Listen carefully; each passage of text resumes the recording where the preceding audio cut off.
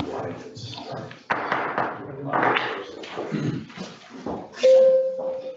like to call the November services meeting to order. Can we have a motion to approve the agenda? Mr. Tanisha and Kurt, Ms. Kern seconds it. All in favor? Aye. Anyone opposed? Carried. A motion for the, to approve the October 2020 minutes. Motion made by Rita Kern, seconded by Mr. Smithers. Any discussion? No discussion, all in favor? Opposed? Carried. On to COVID update with Dr. Dana McGuire and Dr. Andrew Williams. And who would like to go first? I'll go first. Dr. Williams? Now, I have the slides to show where we are with the status first. So I'll start by sharing my screen. Okay, Doctor.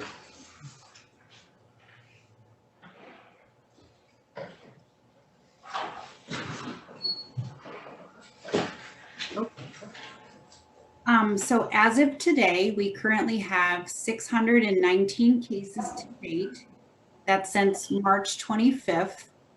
We currently have 12 people in the hospital. There are 120 are active cases. So those are the people in isolation who have tested positive, and 403. Just on last Friday, we did receive word of our 6th death in the county.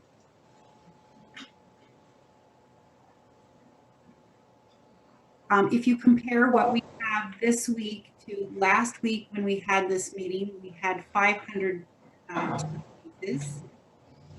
And compared to the previous one, we had 424 cases.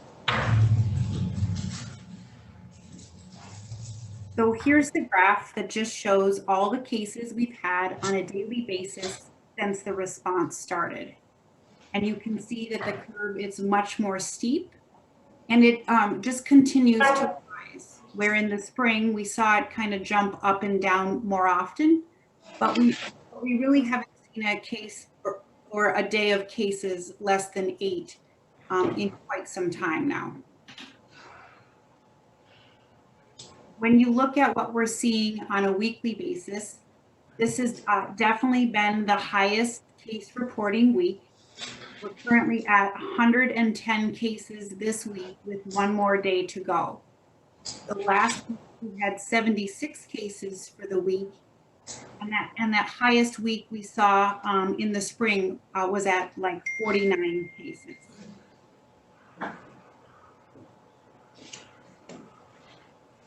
And on an average daily case rate, we're seeing now just over 8 per day. That's an increase of 180% since last, and about 250% increase since the highest week we saw in April. Just to put this further into perspective, in the first 2 months of the response, from March 25th to May 25th, we just saw just under 200 cases.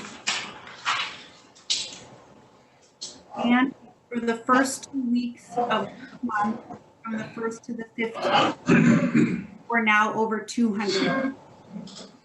So 1/3 of the cases that we've seen for the overall response here in St. Lawrence County have just occurred in the last 2 weeks. So we are doing a lot with case investigation and tracing. So we have trained all of our staff, have approximately 5 departments in the county that are also helping us.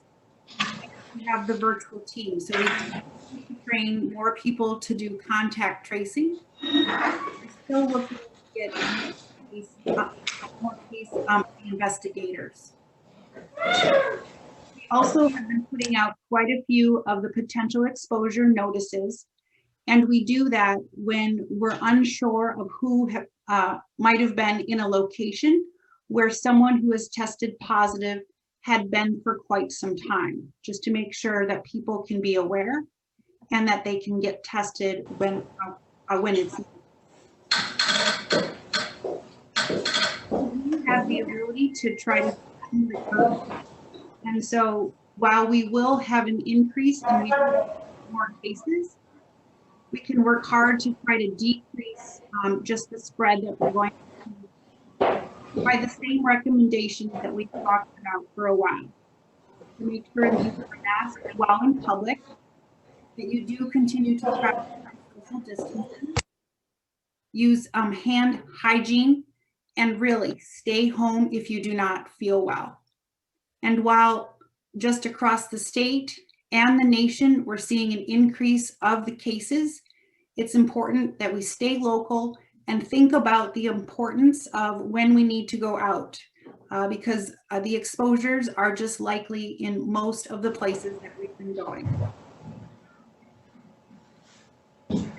At this time, that's what I have for an increase. So I will stop sharing my screen and allow Williams.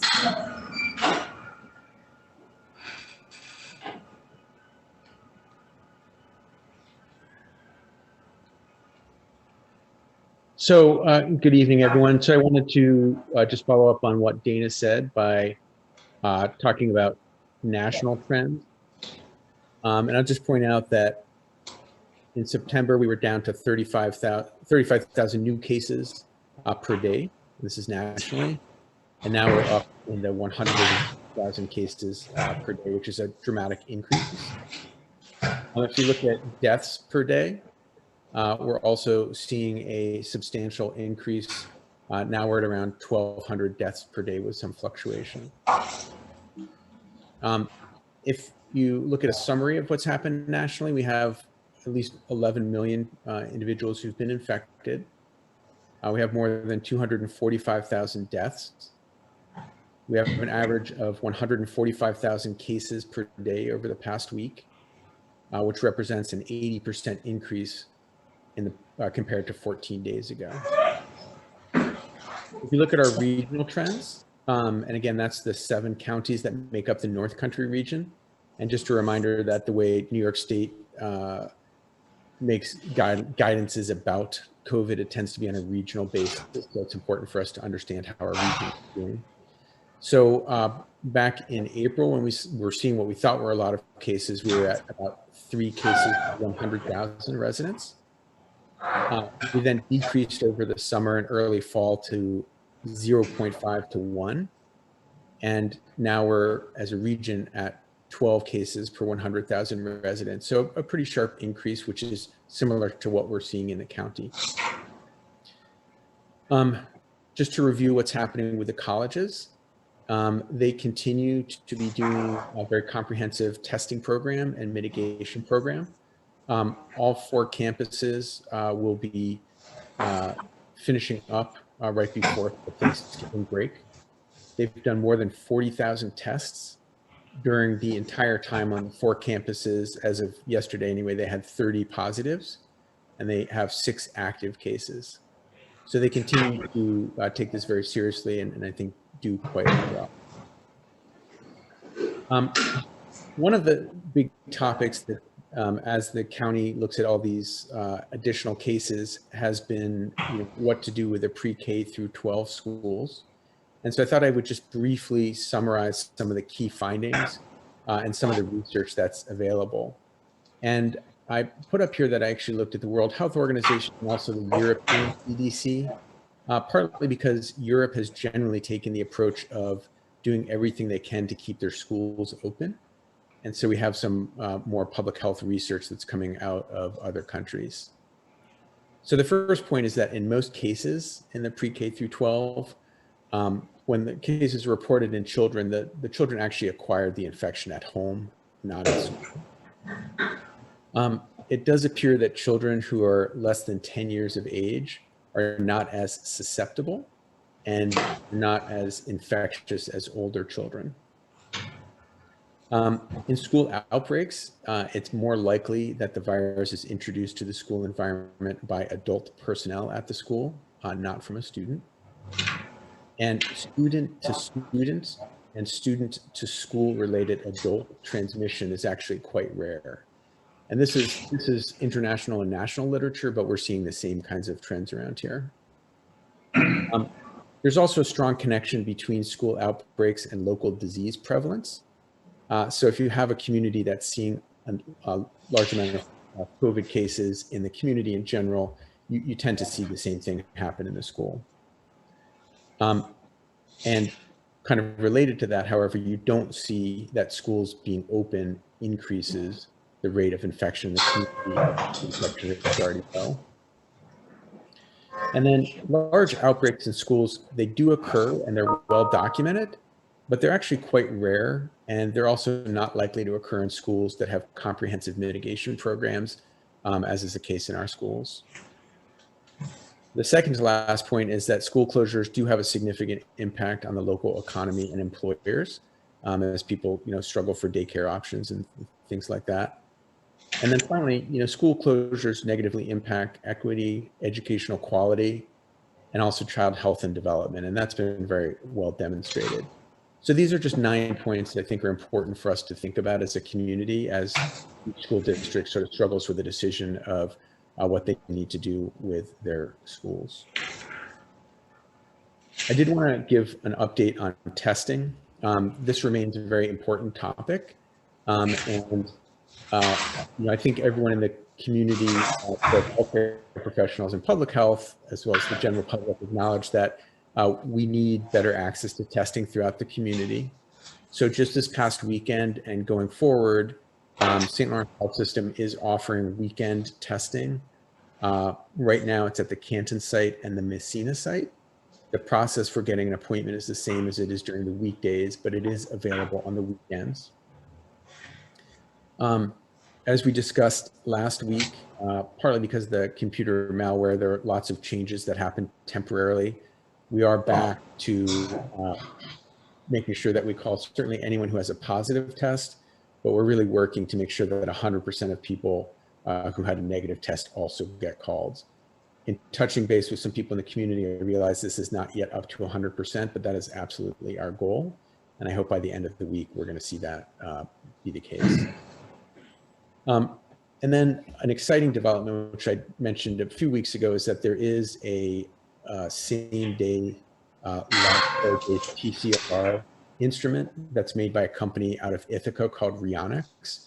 And we're really working to get those instruments in the community, in the county, so that rather than be dependent on sending these tests off to LabCorp or to the Mayo Clinic or to Boston, we're going to have more control over the testing in the county, specifically for the higher sensitivity PCR test.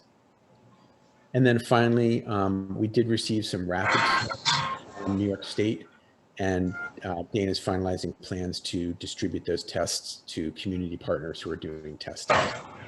So again, I realize that testing is critical, and we're working to optimize the process of testing for the community. I did want to just give a quick update on what I would call the science of mitigation. So the CDC on November 10th did just publish a scientific brief, which included 20 scientific articles providing evidence of efficacy of cloth masks, both for what we call source control, so that blocking exhaled virus and protecting other people who are surrounding that individual. But now there's more evidence that even cloth masks can protect the person who's wearing the mask. So I'd invite people to take a look at that briefing from the CDC. It's very informative and shows the science behind this, which is amazing. I do want to mention another thing the CDC published recently. They looked at women who had COVID, and then they looked specifically at women who were pregnant with COVID. And they looked at 38,000 individual women who were pregnant and had COVID. They actually found that there were 51 deaths in this group. And then they determined that if you were pregnant and had COVID, you were 2.5 times more likely to end up in the intensive care unit. You were 3 times more likely to end up on mechanical ventilation. So that's what people consider life support. And death was approximately 2 times more likely, actually 1.7 times more likely. So the vast majority of people that COVID when they're pregnant actually have a fairly mild course. But what this study demonstrated is that there's certainly some increased risk of complications for pregnant women. And so this is concerning. I did want to just address, I think as we look at what strategies we should take as a community, I think we've talked before about, the idea that herd immunity might be the answer, and some comments that mitigation doesn't work. And people often will look at Sweden as an example. I do want to just review some of the more recent data for Sweden. So if you look at how they've done over the summer and the early fall, like many places, they actually had fairly minimal transmission. But then, much like the rest of Europe and the rest of the world, there's actually been very significant rapid rise just recently.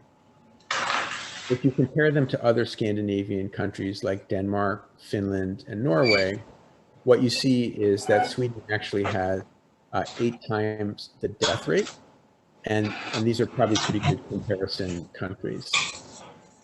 There is a question that's been brought up about how Sweden reports its death data. And what you can see from the blue line and the red line, these are both the same date. But what happens is Sweden, unlike other Scandinavian and European countries, they wait until the death certificate is finalized, which is at least a 2-week delay. So when people look at the death data and say, oh, there's no deaths in Sweden, even though they're having an increasing rate of cases, it's just because the data hasn't caught up. So I think this is just important to be aware of. So another thing I wanted to mention is, I think in the community, there's this sort of sense for many people of, I'm young, I'm healthy, why should this make a difference to me? And I think a very well-researched instance in Maine is a good illustration. So what they found, and people may have read about this, there was a wedding, which would be a joyous event for everybody, with 55 people. There was only a single guest who was COVID positive. They were able to demonstrate that 176 other people ended up with a virus from that one individual. And as a result of that, 7 people ended up dying, and none of them had attended the wedding. So when we talk about community responsibility and the impact of our actions, I think this is a very good illustration of how what should have been a joyous occasion, done without masks or distancing, actually ended up in the death of 7 unrelated people, which I think is very concerning. Quick update on vaccine development. So there's exciting news about the vaccines. As I mentioned at our last meeting, the Pfizer vaccine is in its phase 3 of its trials. The interim report showed that it had a more than 90% efficacy. It's still awaiting the emergency use authorization from the FDA, and there are significant distribution challenges related to freezers. So it has to be at like minus 74 Celsius. Moderna, which is the one that's been done in cooperation with the NIH, just released their data today, which shows approximately 95% efficacy.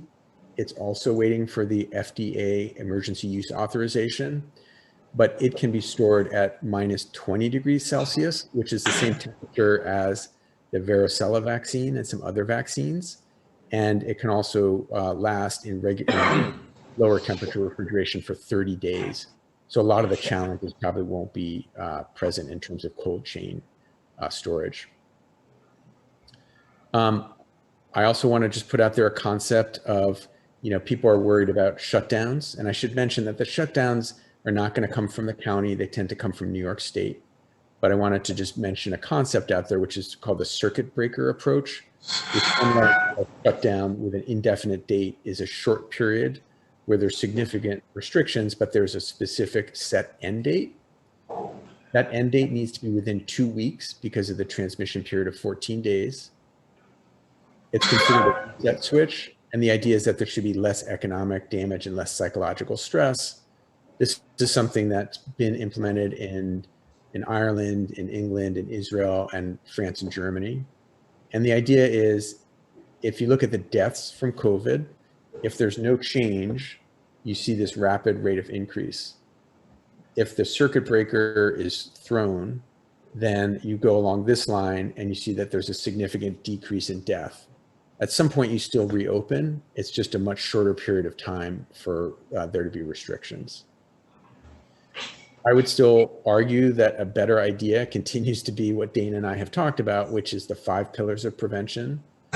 What we see in the cases, if people follow these 5 pillars of prevention, it's much less likely people will get COVID, and we can avoid the more drastic measures of things like shutdowns or circuit breakers. So that's my update for tonight. Any questions of Dr. Williams or Dr. Dwyer? Ms. Kern? Kevin had his hand up first, but then I. No, go ahead. Oh, you sure? Yeah, I'm still scratching there. Thank you. So thank you for your report. I do remember seeing part of those articles about the masks, and I think that I told you the other day that we got Louisville, the town of Louisville, to buy some of those N95s for their people who have to be out and about everywhere to try to use. It kind of gives them some coverage, but I guess I'm kind of concerned. We've had this huge bump essentially in the last 2 weeks since election night. I don't know all of the who's, what's, where, and why, but it would seem that somebody hasn't been wearing their mask somewhere because we have all these extra cases. And there's been multiple reports about gatherings on election night, a couple in particular, and some people that they're concerned about that are positive, and some people who are on quarantine. And it would seem to me that part of what the public is looking for is just like that case study that you did from the wedding in Maine. People are looking for some rational explanation about why it is that when we have all these, I guess, all this stuff going on and all these suggestions about how to conduct ourselves, we're still having this big, I guess, report of all these gatherings and people who weren't wearing masks. And now we have a couple hundred patients and 9 or 10 people in the hospital and an extra death.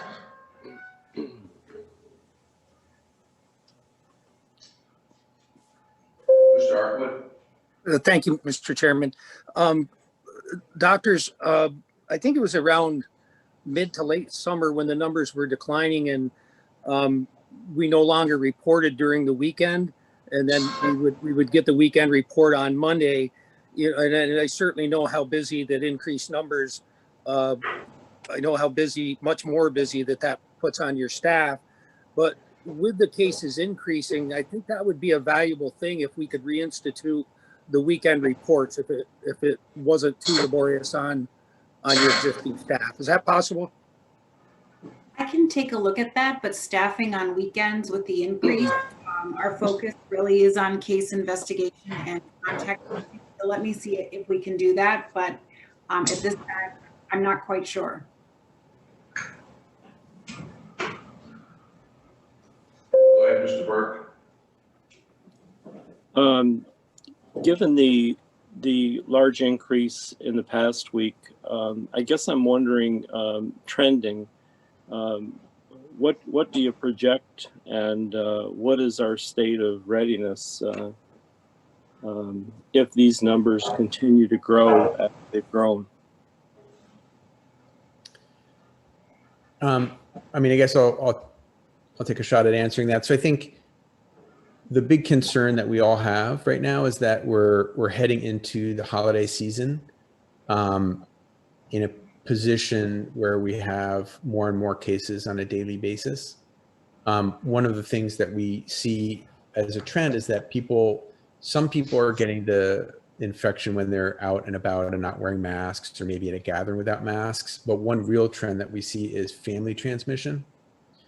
So probably, and Dana can correct me, at least half of the cases are family transmission. So it's somebody who maybe went to a gathering without a mask by themselves, but then they come back to the family.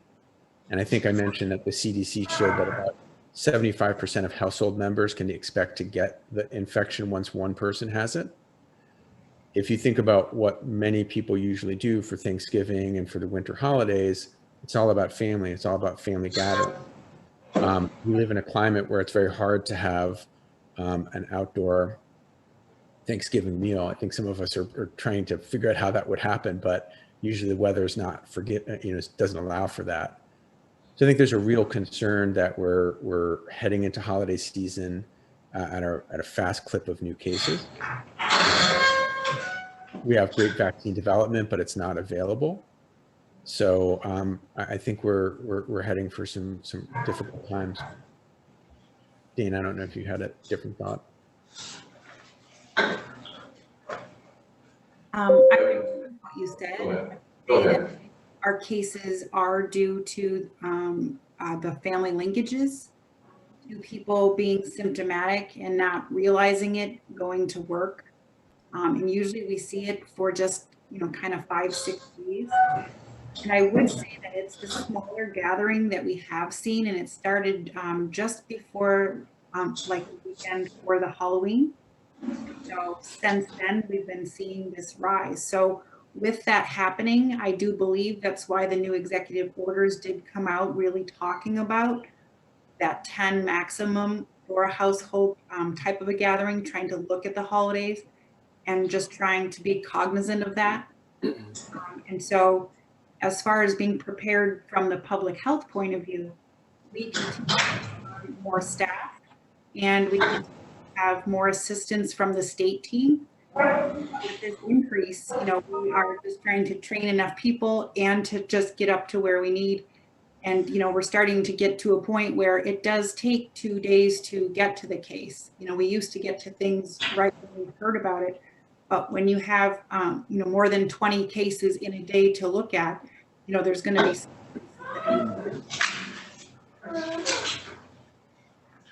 Kevin Akers.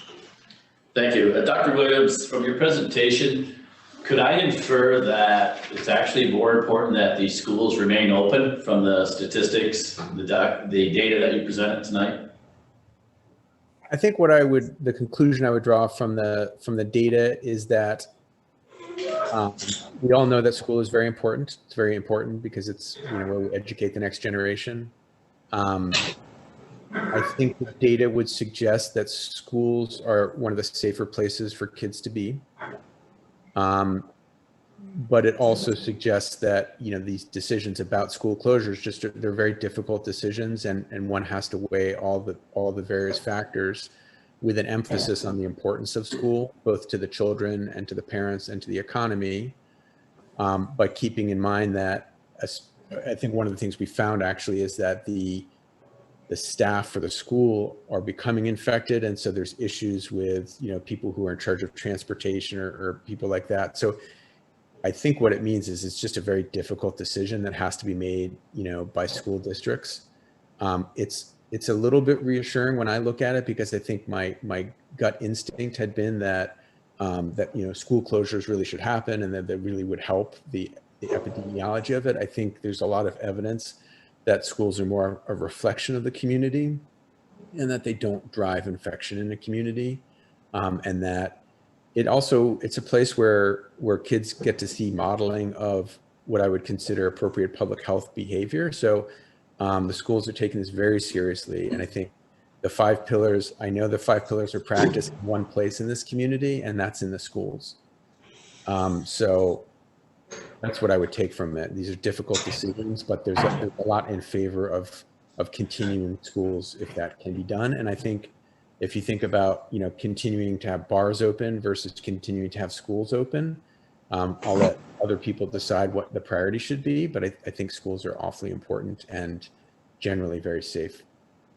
And these staff members are required, I think, actually probably Nicole could answer that, they're required to wear their mask around the clock. So that would be transportation, custodians, or whatnot. The other part that I think you're probably scared the hell out of pregnant moms, and And they're, with the data that you released, I divided 51 deaths by the 38,000 and I come up with 0.0013. So they may be more susceptible, but the fatality of the morbidity is really quite low. Would you say that? Could I conclude that from that math? You can, and if I didn't emphasize it enough, I apologize. The vast majority of women of childbearing age who are pregnant, if they were to get COVID, have a mild illness or even an asymptomatic illness and do quite well.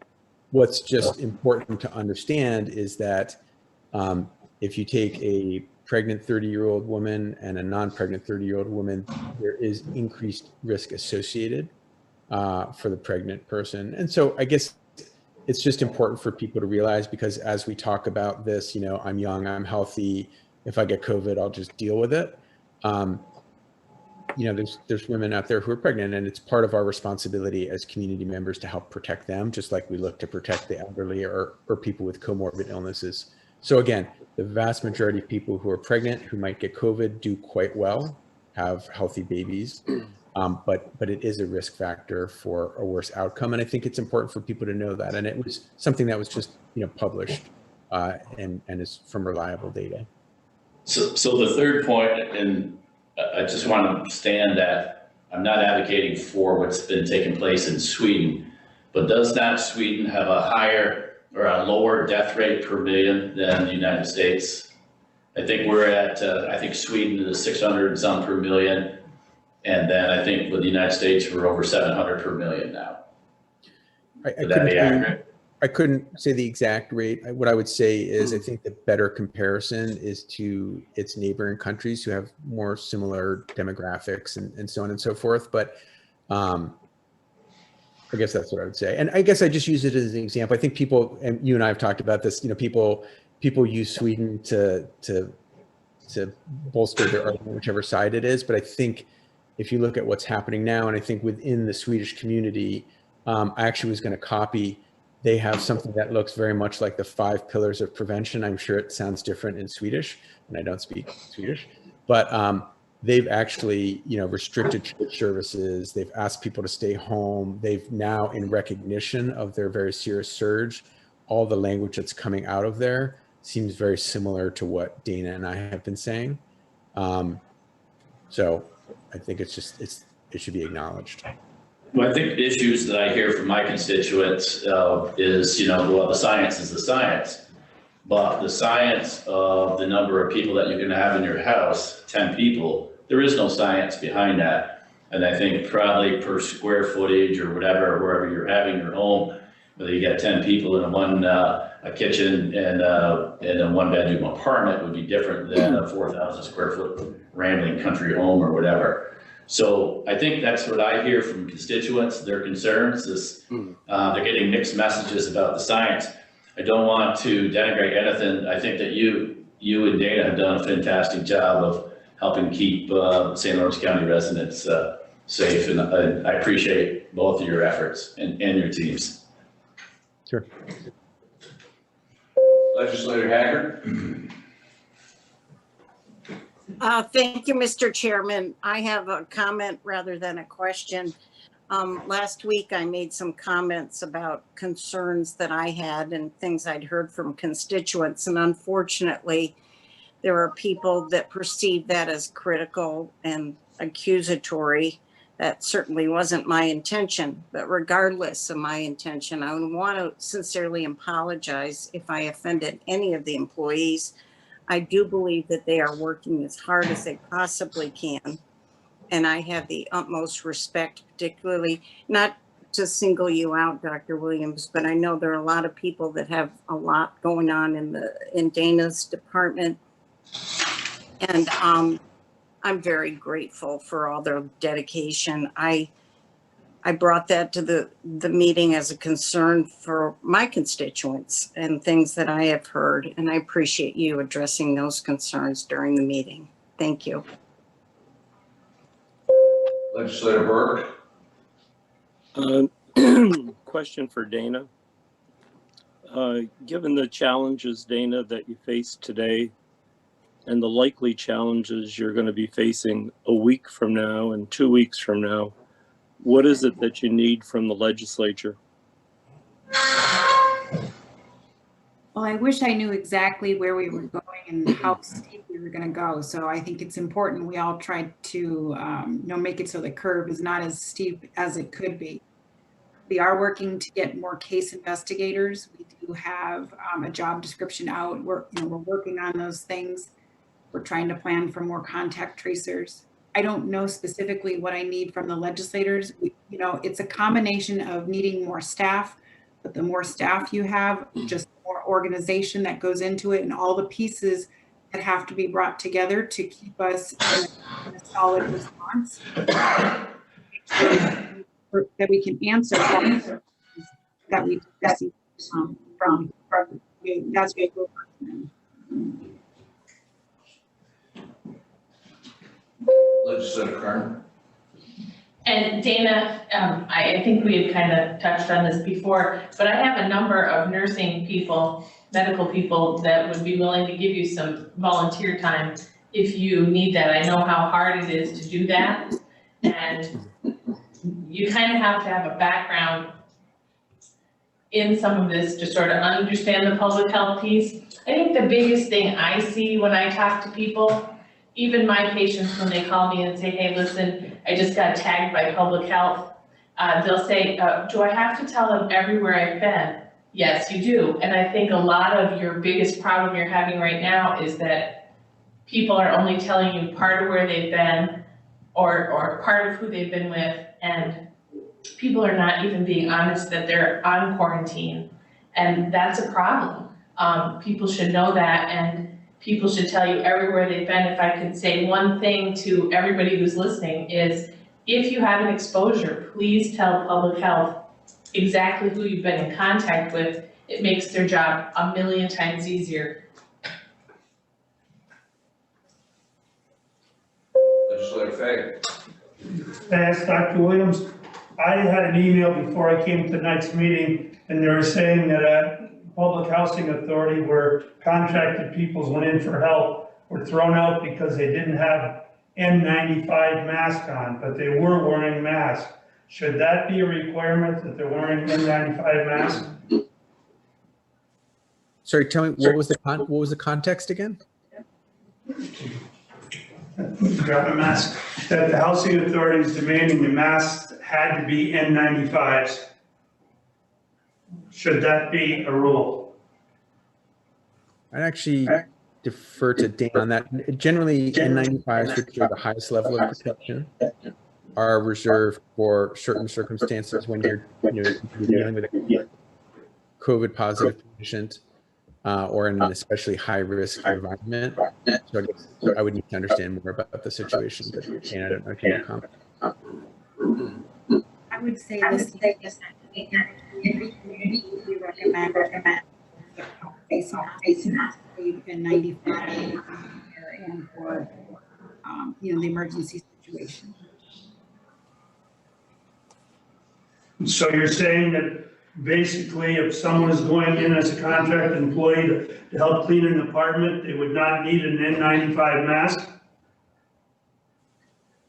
Well, I think if it's an environmental concern, is it just COVID-19, or are you going to clean where you also have to worry about some other things so that you want to have a more environmental type mask? I think maybe we can talk offline to see what types of things the person might be kind of running into.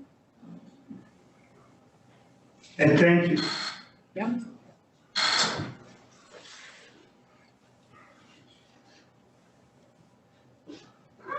Dane Forsythe, are you Yes, putting it? Yeah, go ahead. yes, Dave. please.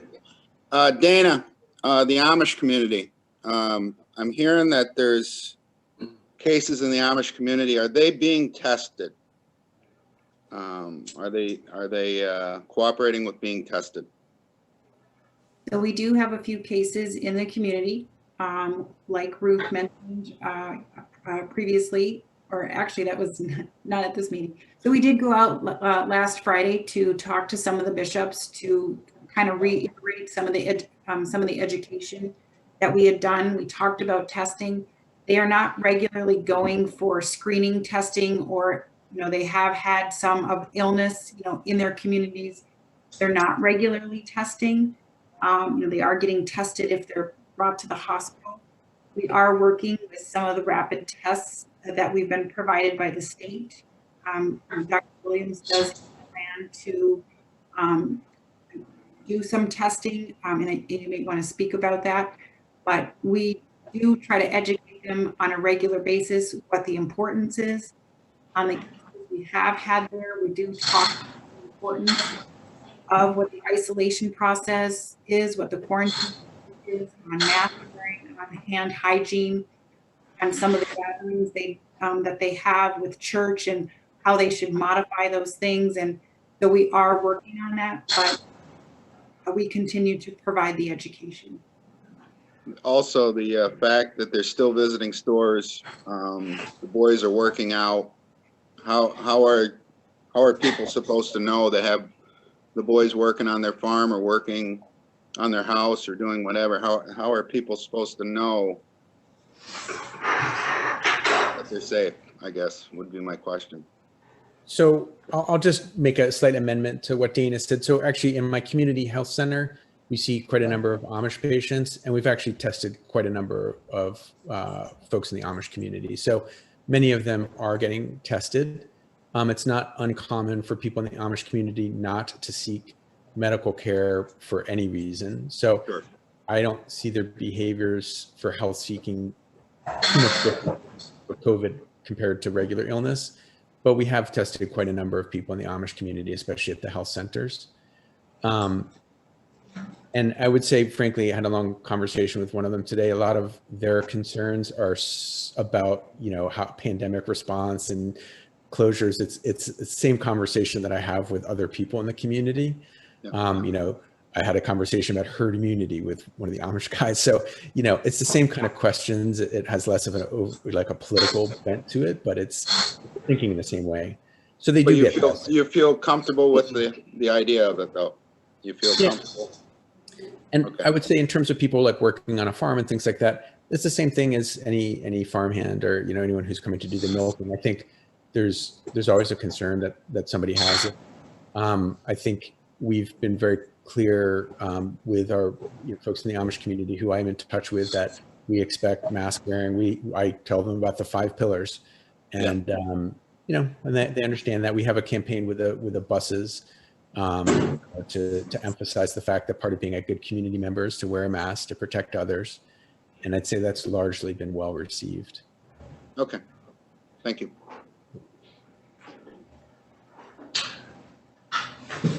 Any more discussion, questions?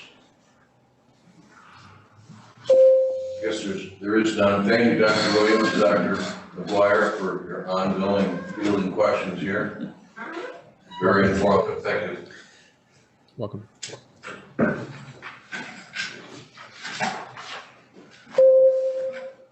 Moving on to resolutions. We have a resolution authorizing the chair to sign contract with Vanesky and Company for Article 6 state aid processing for the Public Health Department. Do I have a motion? Ms. Kern makes the motion. Who seconds it? Mr. Smithers seconds it. Okay, go ahead, Dana. So this is an annual contract that we use for the processing of the state aid within our department. There really are no kind of changes to this resolution or the fees that are associated. Any discussion or any questions, Dr. McGuire? Being none, all in favor? Aye. Opposed? Carried. Next resolution is authorizing the chair to sign a contract with Dr. Benjamin Gruda for pharmacist services for the Public Health Department. Is there a motion, Mr. Kern, seconded by Mr. Lightfoot? Go ahead, Dana. Okay, so this is also an annual contract for the pharmacist we have who does the review of the clinics. So this comes around just on an annual basis. Any questions or discussion? Being none, all in favor? Aye. Opposed? Carried. We have another resolution authorizing the chair to sign a contract with James McGinnis and Associates Incorporated to provide billing processing software for the preschool program for the Public Health Department. We need a motion. Mr. Kern, Mr. Smithers seconds it. Go ahead, Dana. Okay, this resolution is to provide an annual contract for the billing processes we use for the pre-K program. So the fees associated with this processing are staying the same. Any discussion? All in favor? Aye. Opposed? Carried. Another resolution, Dana authorizing the chair to sign contracts for early intervention services for the Public Health Department and setting 2021 rates for early intervention services. Need a motion? Someone on the screen, looks like Dave Forsythe, seconds by Rick Perkins. And go ahead, Dana.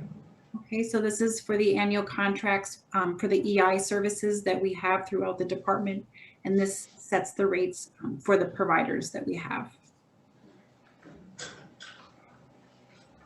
Mr. Akers, go ahead with your question.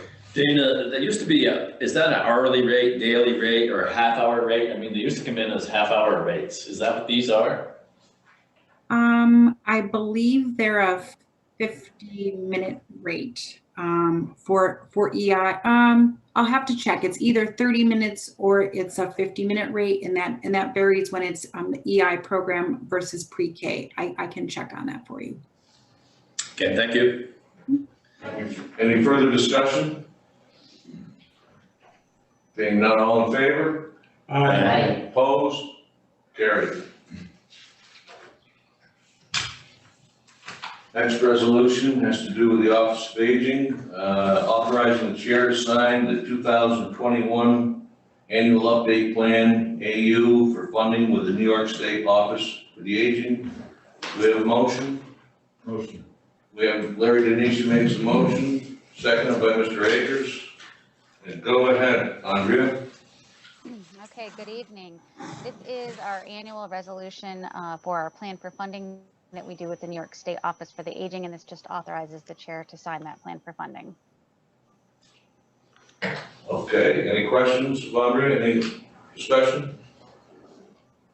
Dan, Faye? Put your hand up? Okay. All in favor? Aye. Opposed? Carried. Thank you. You're very welcome. Thank you, Andrea. Next resolution is authorizing the chair to sign contracts for community services. Is there a motion? Motion by Rick Perkins, seconded by Mr. Akers. Go ahead, Jay. Thank you and good evening. This first resolution is an annual resolution for authorizing the chair to sign the contracts with the downstream providers. These figures are really our best estimate based on the 2020 state aid letter, funding letter. We will not get the 2021 funding letter until somewhere between the first week and third week in January. So we're passing this resolution through kind of as a placeholder so that we can continue to distribute the state aid funds to these providers in the county. And it may be likely that we're going to have to come back sometime in February or March and amend these figures, depending on the state aid letters. Any discussion? No discussion? All in favor?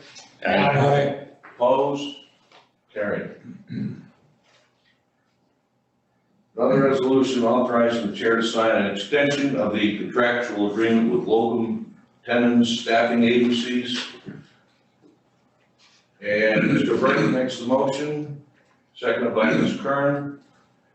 Okay, go ahead, Jay.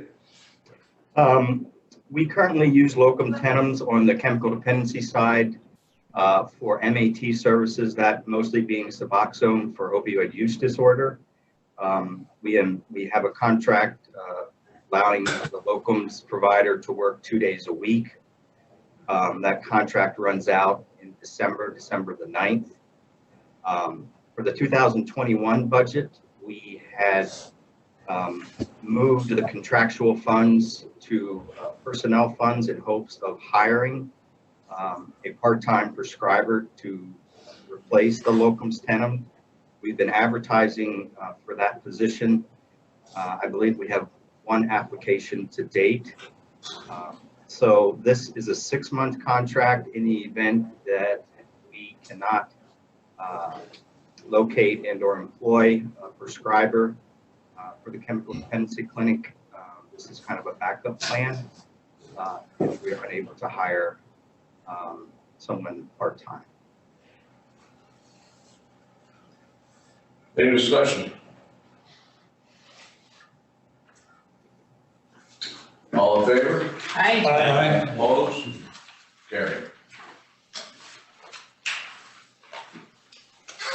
Resolution authorizing the chair to sign an amended contract for one-time grant funding from the New York State Opioid Response SOR and modifying the 2021 budget for community services. Need a motion by Mr. Lightfoot, seconded by Mr. Akers. And go ahead, Jay. All right.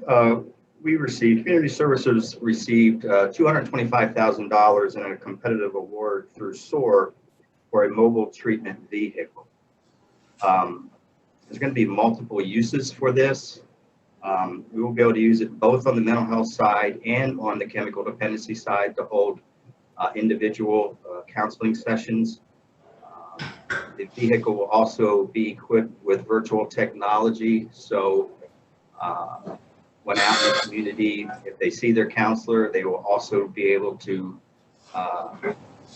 zoom in and see their prescriber if they are being prescribed medicated assisted treatment medications.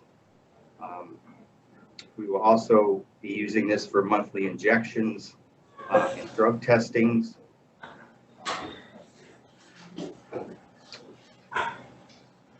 And additionally, we'll also probably have recovery peer advocates accompany the counselors when they're out in the community, as well as family support navigators aimed at increasing engagement and connectivity to community-based services.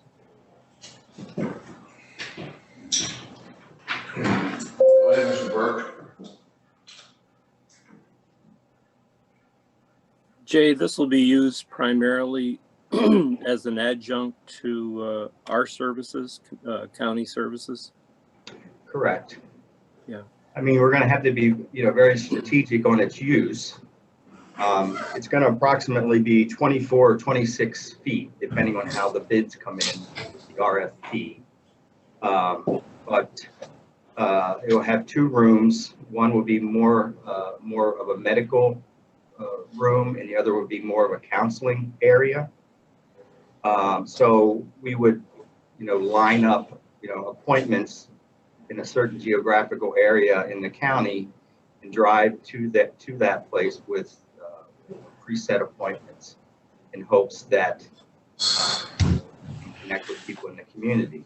If they don't show, we still have, telecommunications so that the counselors could, even, do a counseling center if in fact someone no-shows for their appointment. So we're going to try to make the best use of it. Bang for our buck. So This is a great addition to the services that we provide, especially in a county as large as ours, Jay, and you and your staff deserve a lot of credit. Thank you.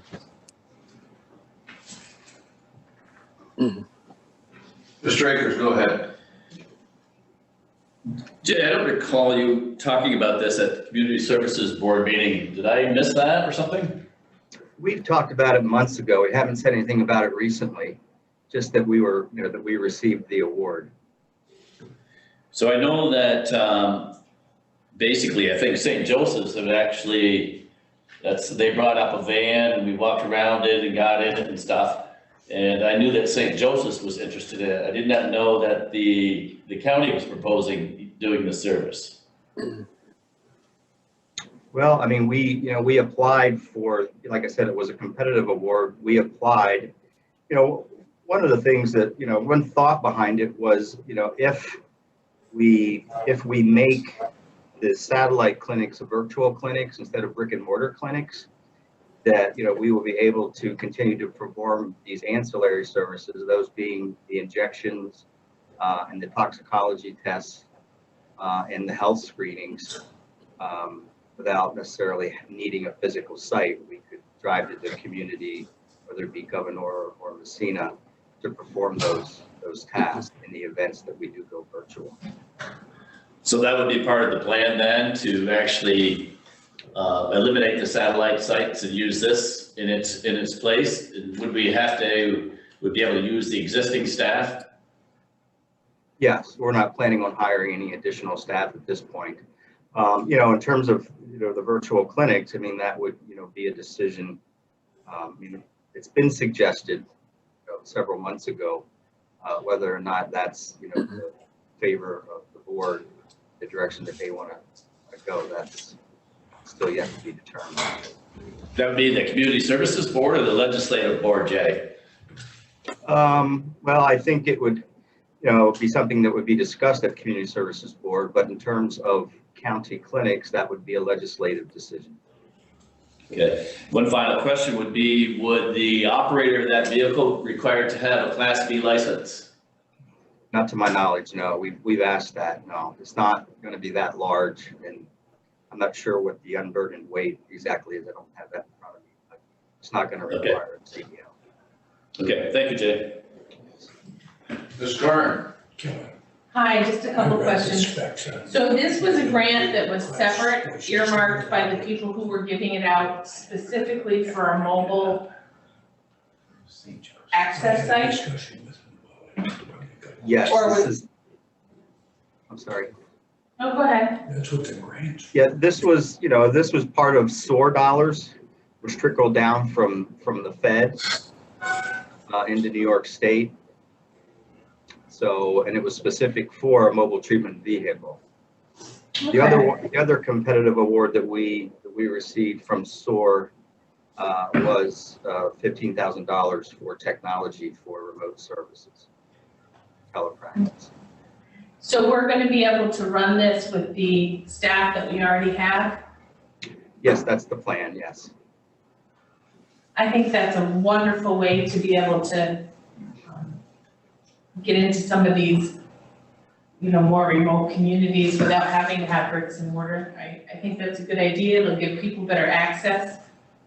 Thank you.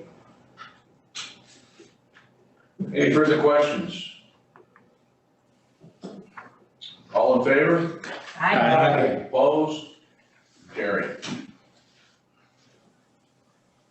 Another resolution authorizing the chair to sign contracts with subrecipients for a comprehensive opioid stimulant and substance abuse site-based COSSAP program funds through community services. We have a motion. Larry Denisha, Joe Lightfoot seconds. Go ahead, Jay. So last month, a resolution was passed authorizing the chair to accept the Comprehensive Opioid Stimulant and Substance Abuse Site-Based Program, or COSSAP grant, of $900,000. So this subsequent resolution is to authorize the chair to sign contracts with the three agencies that are going to be charged with implementing the grant, that being St. Lawrence Health Systems, Seaway Valley Prevention Council, and New Hope Transformation House Ministries, doing business as Grace House. Any discussion, questions, Jay? Yes, go ahead, Mr. Burke. I won't be supporting this resolution. $900,000 of taxpayer money, and the public has been deprived of the public discussion that should have occurred on it. The the strengths and weaknesses of the different proposals. And it's the meetings that were held were not meetings in compliance with the open meeting law. Again, the public was deprived of the discussion. And if anybody on the board should happen to know what those discussions entailed, I'd certainly be interested in hearing it, because I'd like to think that the $900,000 is being spent to the greatest efficacy for the taxpayers of St. Lawrence County. Mr. Akers? I will be supporting it. As I mentioned, and I've mentioned several times, that the Community Services Board has voted on this 3 times, and all 3 times they supported this. Part of this grant is actually using these entities: Seaway Valley Prevention Council, New Hope Transformation House Ministries, and in doing business as the Grace House. So we can keep fighting this, and what we're actually doing is actually delaying and denying treatment to those that suffer from addiction. Rita Curran has pointed out, Legislator Rita Curran has pointed out, we've had 4 deaths, 3 on the reservation, 1 in Messina, and since that time, another 2 people have actually died, not just overdose, they've actually died. So I think it's time that we recognize that any further delays will result in additional deaths. We need to get this on the ground to get people some help. So I will be supporting it. Any further discussion? Go ahead, Mr. Burke. Well, I guess we can slant it however we would like to slant it. The reality is $900,000 of taxpayer money was spent, and the public was deprived of the discussion that awarded that to St. Lawrence Health System and to the other entities. The vast majority, of course, to the St. Lawrence Health System. I wholeheartedly agree that this should have been up and running by now. Interesting, and since the time element has been brought into question, I guess I would ask anybody there if you know what the timeline looks like for implementation. Once again, we don't know, because we weren't privy to the discussions. The public wasn't privy to the discussions. Another deal that's to spend taxpayer money without knowing what went into the discussions. It's wrong. The people that voted for it, knowing that open meeting law was violated, are wrong. And therefore, I mean, you can plead whatever cause you want, saying that it needs to be up and running. I agree with that. But there is no guarantee that that's going to happen quick anyways. But it needs to happen legally and appropriately, and the public have a right to that discussion, and they were deprived of that.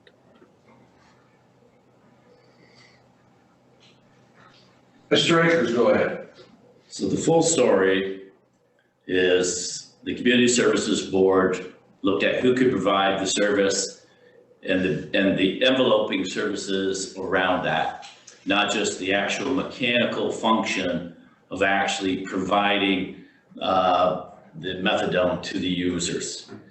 And when we're talking about taxpayer dollars, the public should be aware that community services cost us $1.5 million last year, and the projected budget for this year is a loss of $1.4 million. They also need to know that we wrote off $900,000 in uncollectible bills from up to the year 2017. It's projected that we're going to be writing off $275,000 this year for bills that run collected. My constituents support the hospital in actually providing this service at no taxpayer expense and at no risk to the taxpayers.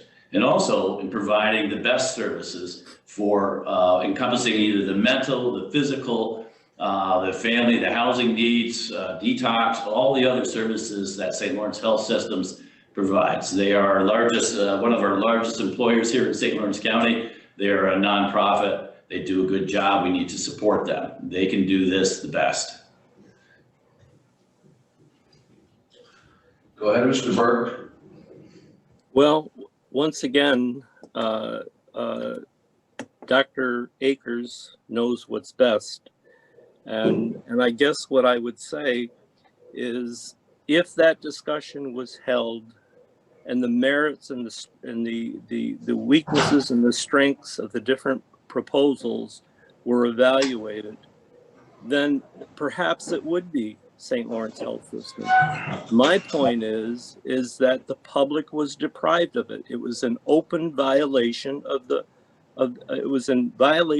open meeting law.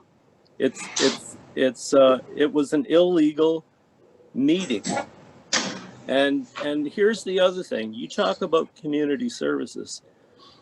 The write-off that you're talking about, Kevin, are write-offs that nearly every medical provider has to write off, because when they bill for Medicaid, when they bill for Medicare, or any of the multitude of insurance providers, they put a dollar amount down, and depending on what that entity, that insurance provider or governmental entity will pay, is what they get. The difference is what's written off. It's not, it wasn't because of mismanagement. This is a practice that happens with every medical provider that's out there. They bill a certain dollar amount, assuming that the insurance will adjust it to whatever they're willing to pay. That's the nature of it. So it's not an indictment of public service. It's the way the system works. Ms. Kern. So I know last year, probably about this time last year, when I ran into the people from St. Lawrence Health System when they were first looking at the site that they'd like to put this opioid treatment center at, they were kind of headed ahead, not realizing that they needed to go through this whole process of getting community services to allow them to have it. I know that they may have even been up by now, but they're going through the process. I'm sure they're giving Jay updates, or if he wants one, they would give him one. I'm sure, John, if you wanted to know where they were, they'd be more than happy to talk to you. The problem I have with talking about the business end of this is that there's, I've seen this huge surge in the last couple of months. I've seen 6 families, and you know the families when they're from your area. I've seen 6 families bury their family members. And to listen to how they talk about it is really heartbreaking. I sit and talk to my patients as I'm trying to get them on something to keep them off the streets. Some of them come in because they want Suboxone that they know is Suboxone, because there's been so many people that have died from overdoses in their peer group.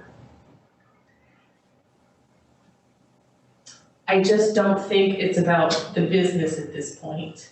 I think that the sooner we get something else up, because we're having cocaine that's laced with fentanyl, and a lot of people who are being given heroin that's laced with fentanyl. And Suboxone is helpful, but some of them have been addicted so long that they truly are kind of past it. And I'd like to offer them something. And I'd like us to think about that and what we really need to give to the community versus the process. The process, I think, can be fought behind the scenes, because I'm sure that any of the 6 families that just buried their family members don't want to hear about the process.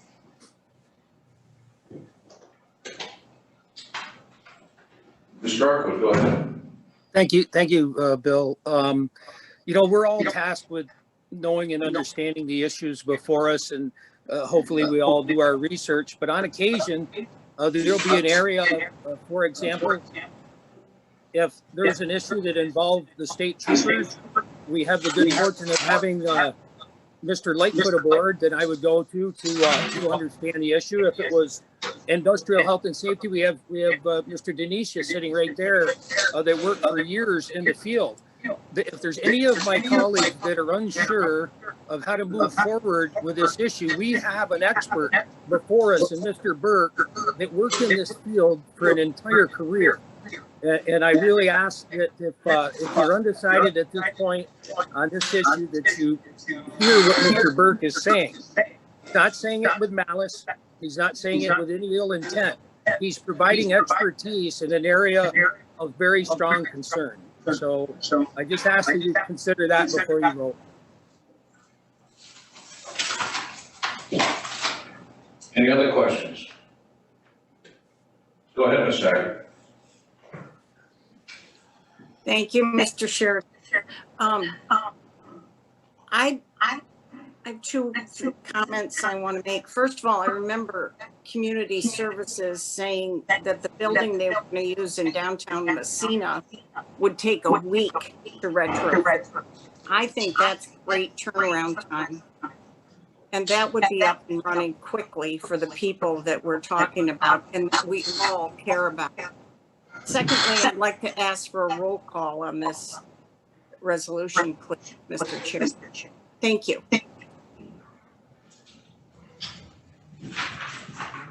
Any more discussion?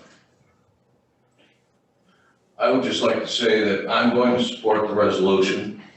As I pointed out in the Services Committee, or the board meeting, the last time we discussed this. We had one full meeting here one night when we listened to all the presentations from St. Joseph's, from the county to St. Lawrence Health Agency. And we all heard their timeframes. We all heard their spin on why they would be the best provider for us to do this opioid treatment program. And I came away that night feeling that St. Lawrence Health Agency would be the ones to go with. And then, as Kevin Akers points out, that the committee that makes the decision is met not once, not twice, but 3 times, and they've all indicated each time they ended their meeting that that's what they wanted to go with, which is what this resolution calls for. So I'm going to support it. It's the Channel 7 News, I think, has covered it. Belt Watertown Times covered that meeting. The North Country Now covered that meeting. I think there's a lot of people read all about the presentations that were made that night, and the presentations are all very well done. So I feel that the public has had some input in terms of what they've read. And, so with that, let's have a roll call vote.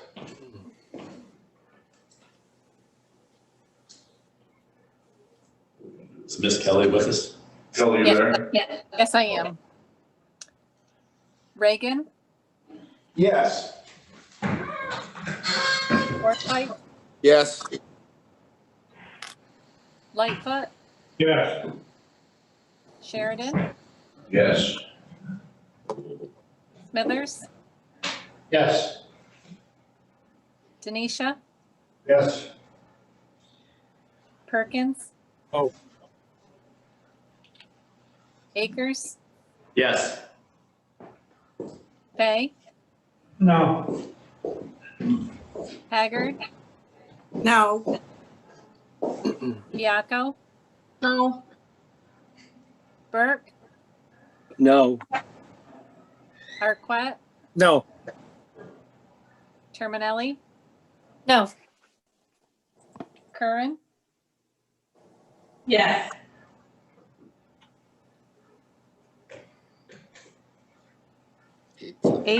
eight yes, 7 no. Motion carries 8-7. Mr. Chair, if I may, I have one small interjection. Who is it? This is Jay. Jay? Yes. Yeah, go ahead, Jay. So you all received in your Google Drive the community services update. So I just want to say quickly that there wasn't any significant changes. The numbers remained pretty flat from last month. I don't know if anyone has any questions, on October's numbers, but yeah, there's no significant changes in terms of in production.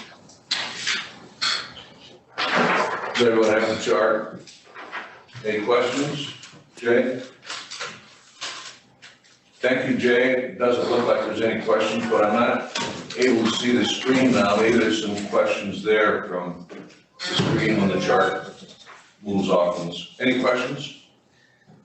I don't see anyone's hand up. Thank you, Jay. All right, thank you. We have another resolution from the youth authorizing the chair to sign the 2020 resource allocation plan signature page. Do we have a motion? Ms. Kern makes a motion. Second by Ms. Terminelli. And Ms. Go ahead, Alexa? Yeah, good evening. The Office of Children and Family Services requires that we submit a resource allocation plan signature page that certifies the approval of our programs and grant contracts for the 2020 Youth Development Program year. And then it also qualifies St. Lawrence County to receive state reimbursement for the program year. Okay, any questions or discussion? Alexa? Being none, all in favor? Aye. Opposed? Carried. We have another resolution approving the 2020 Resource Allocation Plan RAP program of the Office of Children and Family Services and authorizing the chair to sign contracts for youth development programs. Do we have a motion? Mr. Lightfoot makes a motion, Ms. Kern seconds. Go ahead, Alexa. Yeah, so this is our annual request as well for the contracts with the Office of Children and Family Services. This would provide funds for our youth development grant programs. Any questions of Alexa on this resolution? Yes. Yes, Mr. Akers. Alexa, I'm seeing that my local town, actually, and in Waddington also are not part of this. There's an application process, they are not interested, or what's the deal here? That is correct. There was an application process, and what I have been hearing so far is that some of the counties and towns, just chose to pass on this. But yes, we do make this available to everybody. Coming in this year, though, I do want to establish contacts with everybody so as to get a little bit more interest in the future. Is the application a difficult application, or is it that the towns can't provide have the person power to do the programs? I haven't received feedback that it's, it doesn't seem to be concerns about people not available to provide the programs. I feel like the paperwork is pretty reasonable to do. Some of the feedback has just been, the amount of paperwork just, for some of the programs, not worth the $500 to $1,000 that they feel like they would have, been requesting. But this is kind of hearsay, what I've been told. My goal moving forward is to reach out and reconnect with, villages and towns and, get that dialogue going again as well. I would like to see, twice the list. I will reach out to those slackers in Madrid. Okay. Sounds good. Go ahead, Mr. Denisha. Thank you, Mr. Chairman. Yes, Alexa, I would like to say that, in regards to Mr. Akers' question, I was supervisor for Town of DeKalb for a number of years, And we always took advantage of it because it was a nice stipend to our youth recreation program that was funded by the town taxpayers. As far as the paperwork that's involved, it's minimal. There's a report that has to be done at the end of the year. It takes maybe 20 minutes. So, you know, and I'm surprised that DeKalb was not on here as well. But yeah, it's not a hard thing, and it provides a good boost if you've got a youth recreation program. I appreciate that feedback. Thank you. Yes, I really would like to spend this year in getting to know other villages and towns and look at opportunities. Thank you. Legislator Forsythe.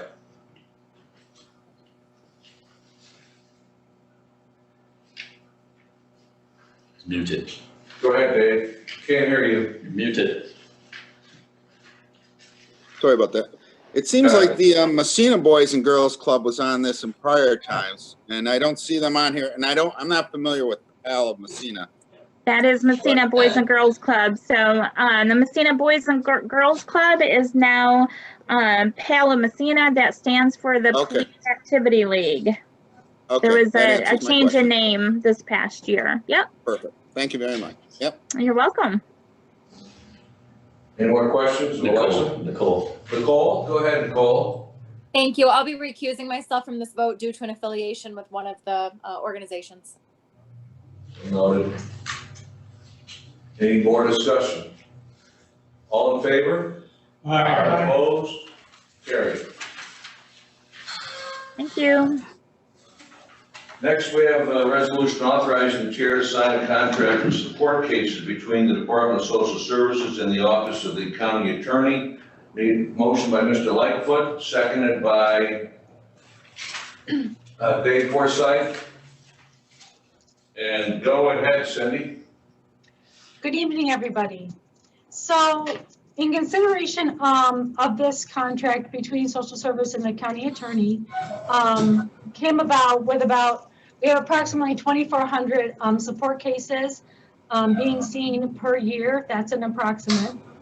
So this would be considered a full-time job, and it does take one of our attorneys full-time to oversee this support. So in the development of this contract, there are some considerations that will be put in place. The contract will be reviewed after 6 months of its start. And with that, both the county attorney and the general counsel will have a chance to review the data. I guess some of my concerns is I want to make sure that we are budget conscious when it comes to the cost of what it's going to be for us to contract out for these services, because it would be all encompass of the support unit. I do want to make sure that all the deadlines for court are met, because as the Commissioner for Social Services, I'm ultimately responsible and accountable, not only for the department, but to the state. I also want to make sure that we are, being responsible in what our cost is towards the budget. So, like I said, with the 2,400 cases a year, that's pretty huge on the department right now with the push of the court systems trying to catch up. So that's where this consideration came to contract with the county attorney for support. Mr. Lightfoot. Thank you very much, Ms. Ackerman. I appreciate your explanation of this. And I would like to say that even though it's not mentioned on here, but I think that you certainly have a need to weigh in on this at that 6-month period of time, evaluating it separately and distinctly from Mr. Haggart and Mr. Button. So I would want you to make sure that you have that on your calendar.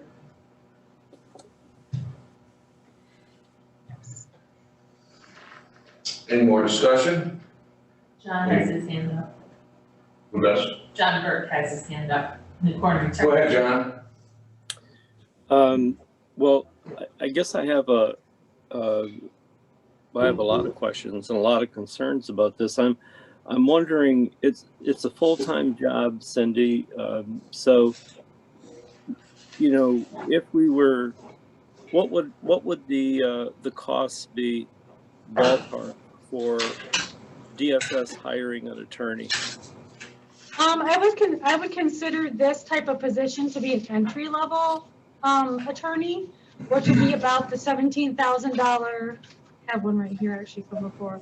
About $17,987 would be the cost of the county for that attorney. And do we know, Cindy, what a contract would cost? I do not know. I do know that I have looked at some contracts. I actually looked at the one from Jefferson County.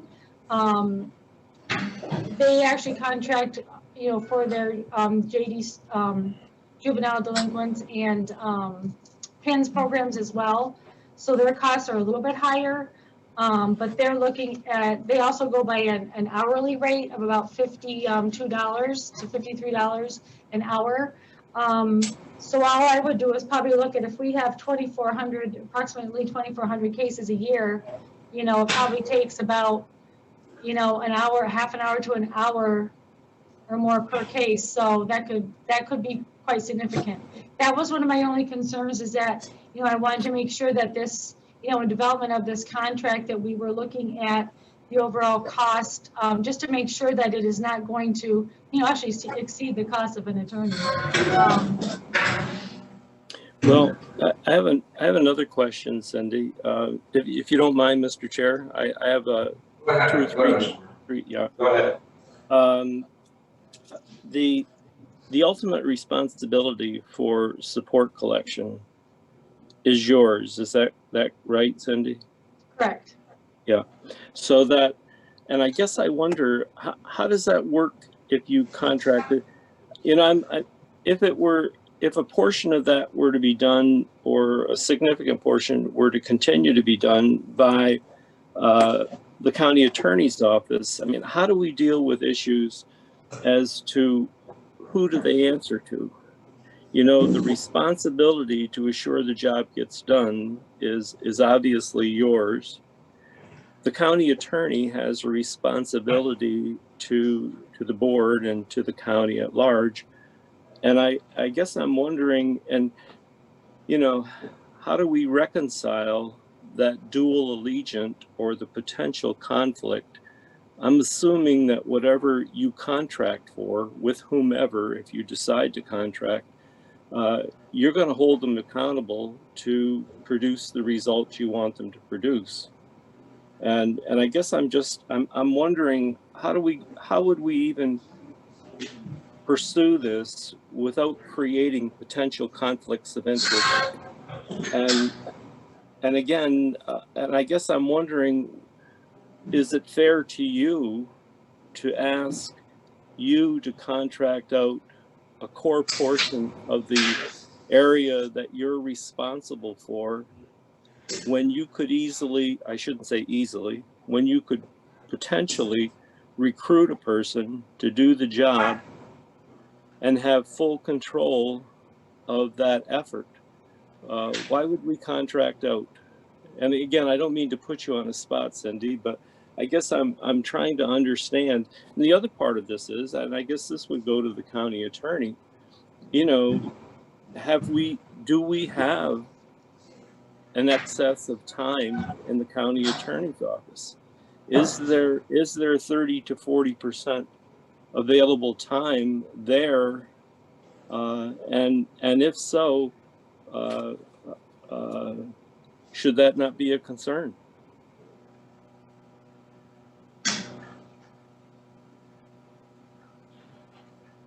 Oh, Cindy, maybe the first part.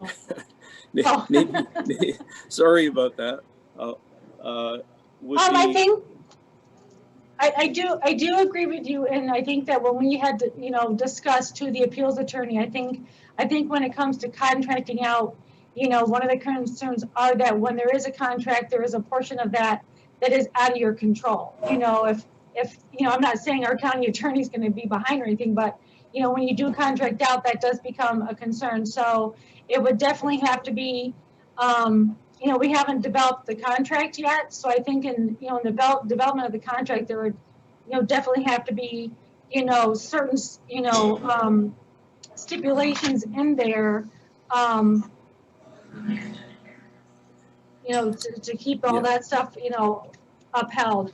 The other thing too is in talking to some of the other district attorneys, other commissioners, I know that the state has had some issues with some of the contracts because they're, with all this change in funding, not a lot of change in funding, but they're going to be looking more at quality versus quantity. They're putting different stipulations in on services, that they are looking at contracts more, I guess, reviewing them more intensely, just to make sure that their money is going to the programs. And again, I guess, Cindy, I'd ask the question as why would we go down this path if we don't have to? Well, good question.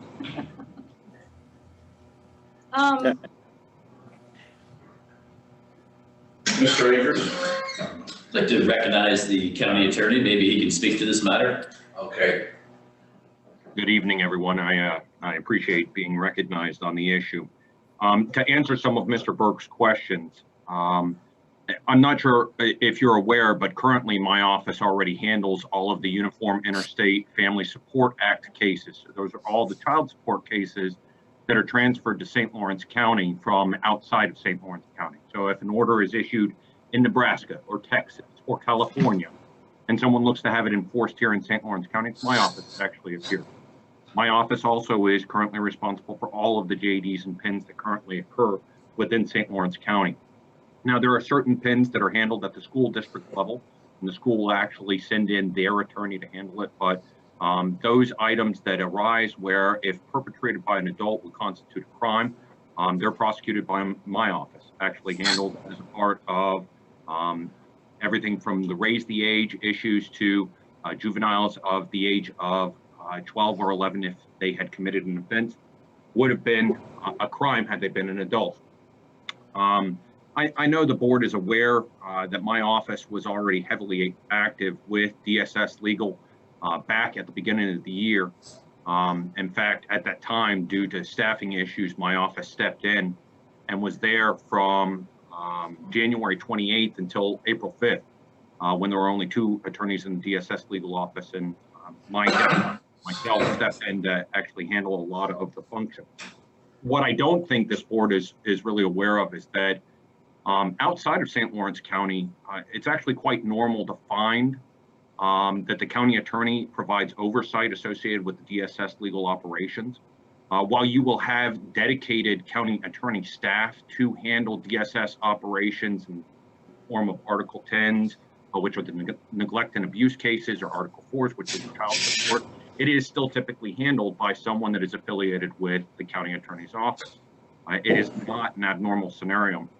And in fact, in the absence of having DSS Social Services Law Section 66 attorney designated, that function actually devolves to the county attorney to handle.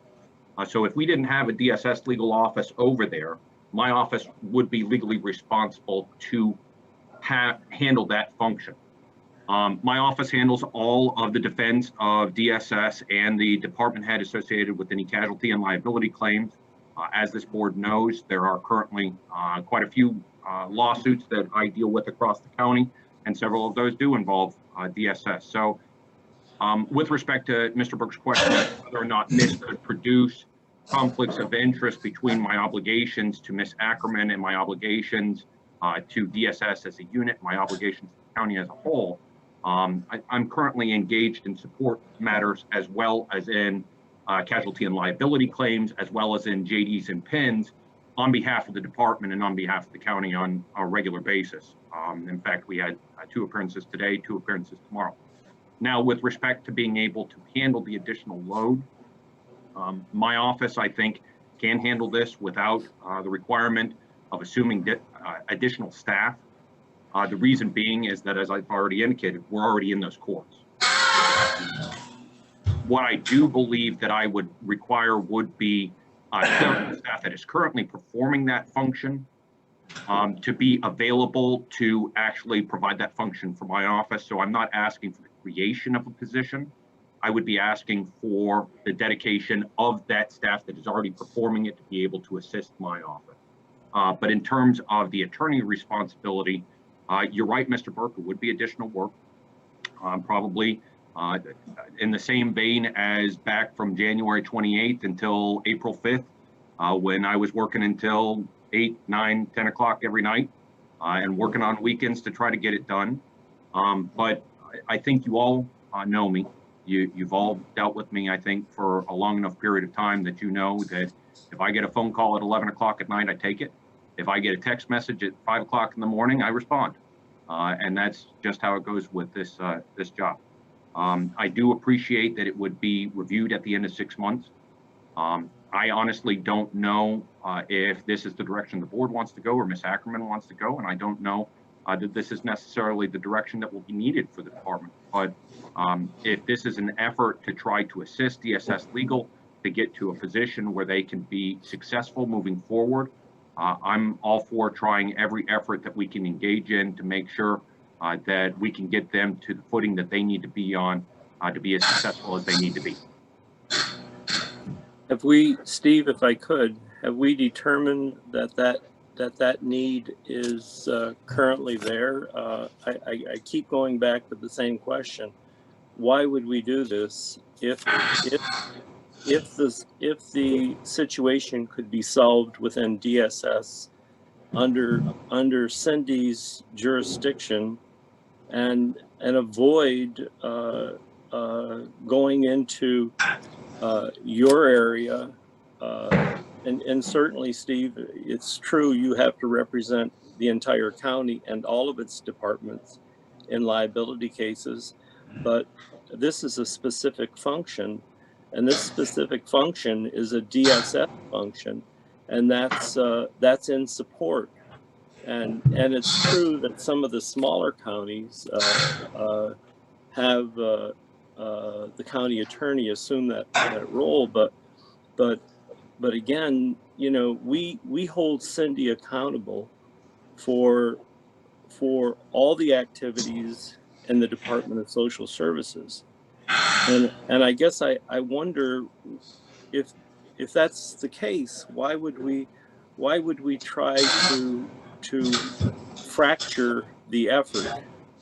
Why would we not give her the resources that she needs to complete the job? I have to say, you know, she's only been here a short period of time, but what I've seen, I think she's more than capable of doing the job. I think we're extremely fortunate in having her. So I guess to go back to the question, why would we go down this road? We don't, it's almost like public health. I mean, would we give out the vaccinations or any of the roles, any of the core functions of public health? Would we look to contract that out?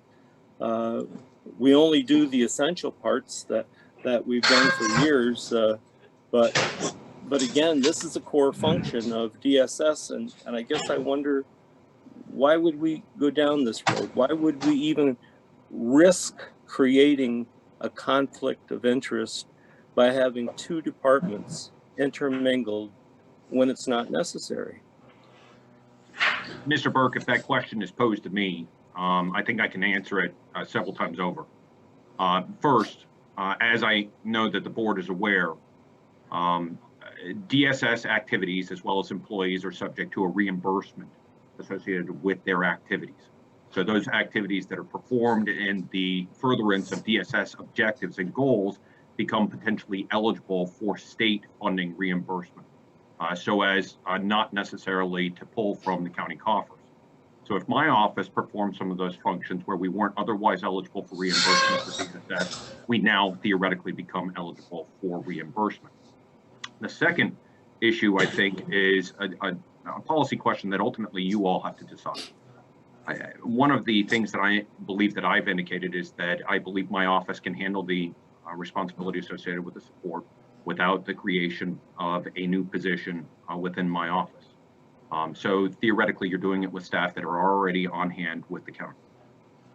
The proposal, as I think I've heard from you, Mr. Burke, is that the alternative would be, should we create an additional position in DSS Legal and just keep it with DSS Legal?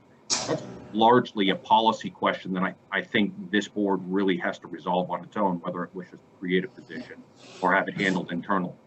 But I think those are the reasons that I would identify. Now, with respect to identifying a conflict of interest, I'm not sure that we're using that term in the same way. Conflict of interest under the model rules of professional responsibility associated with an attorney has a very specific connotation. I'm obligated to represent Ms. Ackerman under County Law Section 501.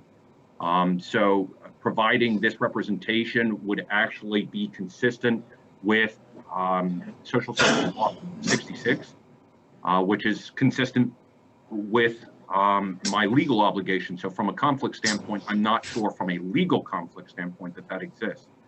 As to whether or not you're referring to a conflict with respect to time allotment, yeah, it's going to need time. It definitely will. It will put a strain on my office, but I work with some spectacular people, and you will never hear somebody more proud of the people they work with. And I know that my crew and my team pull together, and we'll do it for the best interest of the county if that's what the board decides.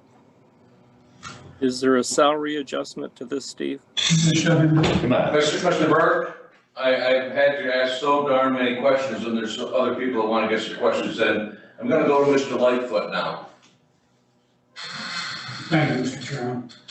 I'd like to answer Mr. Burke's question about how this all came to pass. If you recall, back 2 or 3, 4 months ago, Mr. Haggard sent an email out stating that Mr. Button in the county attorney's office would be taking over the support function for the Department of Social Services. I think that if there's some question as to my recollection, that certainly the county attorney would remember that. After about a week, Mr. Button came to the conclusion that without authorization, he had no business performing that function. And he advised Mr. Haggard that he would no longer be able to do it. I give Mr. Haggard credit. He looked at his situation, and I'll explain what his situation was and is in a moment.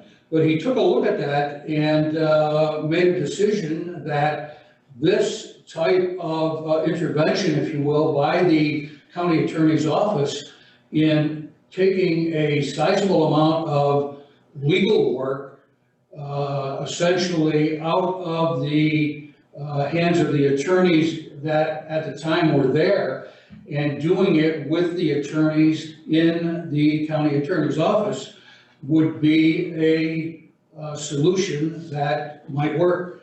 Well, as we know, Mr. Button did stop working there and still has not worked there to that day, but still provides a considerable amount of legal work with respect to the Department of Social Services.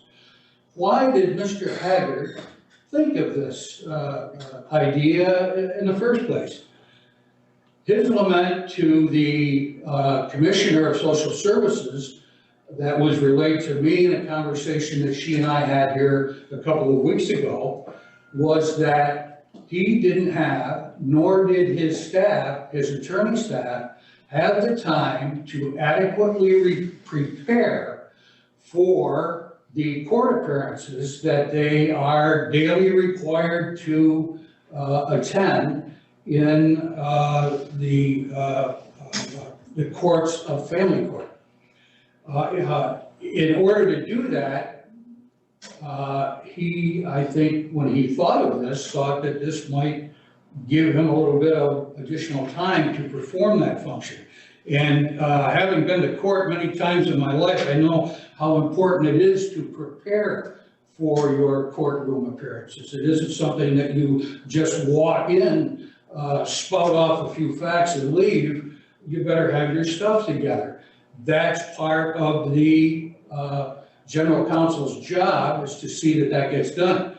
In order to further that job, he came up with the thought that the county attorney, as it is done in half of the counties in New York State, could certainly provide some assistance in that matter.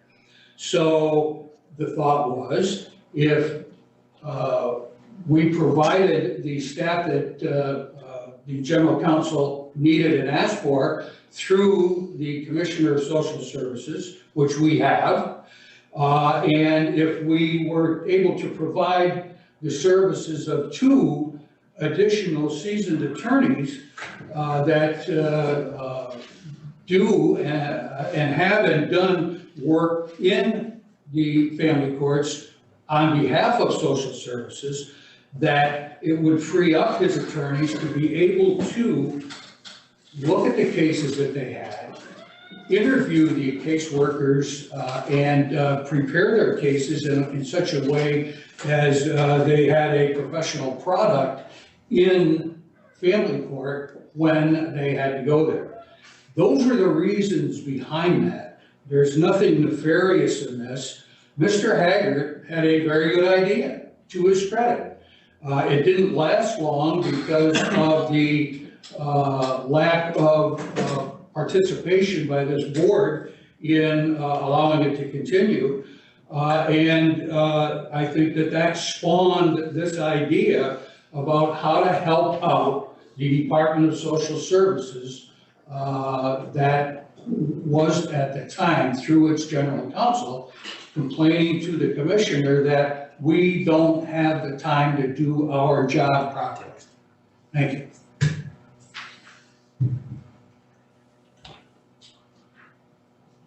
Any other questions? More discussion? Yes, go ahead, Ms. Bianco. Can we ask Cindy what she wants and what would best serve the department? One more time with that question?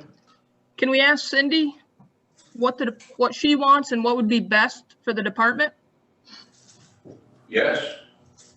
Go ahead, feel free to ask her. Cindy, did you hear the question? I did.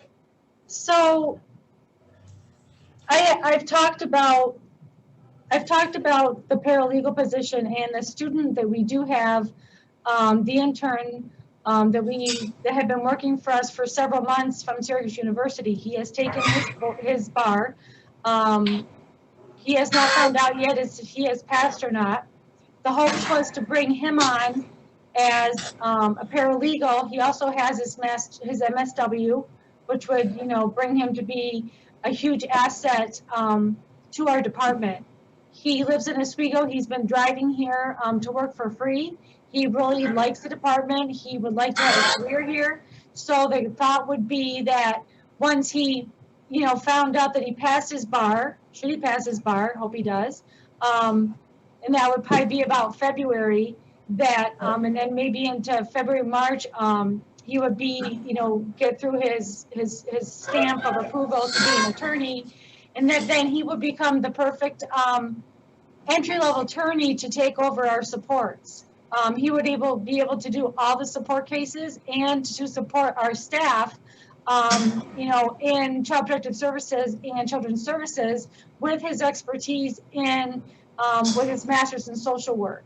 So to ask what I want, that would be the best case scenario, is to bring him in and then, bring him in as that entry-level attorney into support with, it would cost us that much or more just for his master's in social work, that we need just as much probably as we do an attorney for support cases.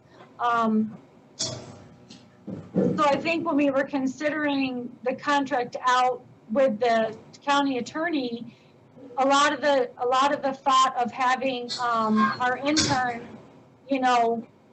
get through his passing of the bar, getting his stamp of approval from the Bar Association, to where he could actually practice, would run into that, 4 to 6 month period where we would then reevaluate the contract and take it back into the Department of Social Services, with that expectation of, this person who would currently be in our paralegal position taking over that entry level position and beginning his growth, growth through the department, hopefully maintaining it and maybe through attrition, rising up in a promotional way. If that answers your question. Mr. Burke, or excuse me, Mr. Tony Hartwood. Go ahead. Thanks. I'm very forgettable, Mr. Chairman. I'm very forgettable. So from a county cost standpoint, I think if I'm not mistaken, we're looking at 17,000 for the individual Cindy just talked about. And then it looks to me like it's almost cost neutral then, because we're looking at 9,600 and another 5,400 for the county attorney's office, just from a cost perspective. Am I correct? Yeah, I don't know that, but. The resolution speaks to a $9,600 additional cost into the county attorney's office, along with the number 2 there, making 5,400. So we're right in and around the 17,000 that Cindy just described, if I'm not mistaken. Is that our attorneys? Because I don't have that in my resolution. I don't know. I guess I don't know what you're referring to. Yes. I'll look it up and get back. Okay. Mr. Akers. Thank you, Mr. Chairman. Cindy, I can remember talking about this individual with the master's in social work and doing the bar. I don't remember any discussion about this individual doing support. What I do remember was a discussion about actually having this individual with his master's in social work and actually his legal degree is actually working on reducing the number of years that we had individuals in foster care and actually in the individuals that are institutionalized. I don't remember any discussion at all about having this individual working on support cases. There's certainly higher reimbursement if this from the state with this individual, or if there is a need for an individual. Right now, according to Mr. Button, we just made it need an additional legal secretary. And I believe it was, we received a letter, and I think it was, I don't have the exact date, a letter basically that went to Judge Morris that said the county attorney will be now doing the support cases, unannounced to the county attorney himself. This is a pretty straightforward resolution. It looks for putting this under the umbrella of the county attorney for a year. And I think that was an initial request from Mr. Haggard, and I think we need to act on it, and I would support this resolution. Let's like to move on. Mr. Burke. Well, I guess maybe a procedural question. Is it our authority to act on it? Or is that authority rest with the Commissioner of Social Services? I believe we appointed her for a specific term to fulfill all the obligations of the office. So I guess I wonder if we have the authority to make a ruling on this, or if we don't. And one other question, just to ask, are we proposing that the county attorney and his assistant work more than 35 hours a week, or are we still talking about the basic work week of 35 hours? Because as I look at some of the other departments that have lost key positions, I don't know, have we ever replaced Keith Zimmerman's position? I think, Kevin, you said we've gone from 1,100 down to 800 and the same amount of work is being done. That was your statement, Kevin. And I guess I guess I'm wondering, we didn't offer to pay those people any more money for doing more work. So I guess I'm wondering what this is all about. And again, to go back to the basic question, I believe this is Cindy's jurisdiction. I don't think it's ours.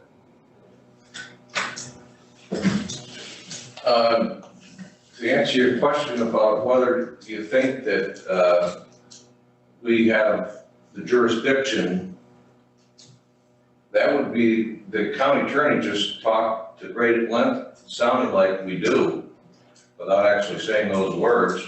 Could we get the county attorney to weigh in on that part of your question? It's fine with me. Go ahead. What is your answer to Mr. Burke's concern on the whether we legally can do this? Well, I think you're right that I didn't actually outright state it, but it all goes back to Social Services Law Section 66. Social Services Law Section 66 states that with the approval of the Board of Legislators, that the Department of Social Services Commissioner may fill as many appointed positions for attorneys, experts, and the like to perform legal functions if necessary.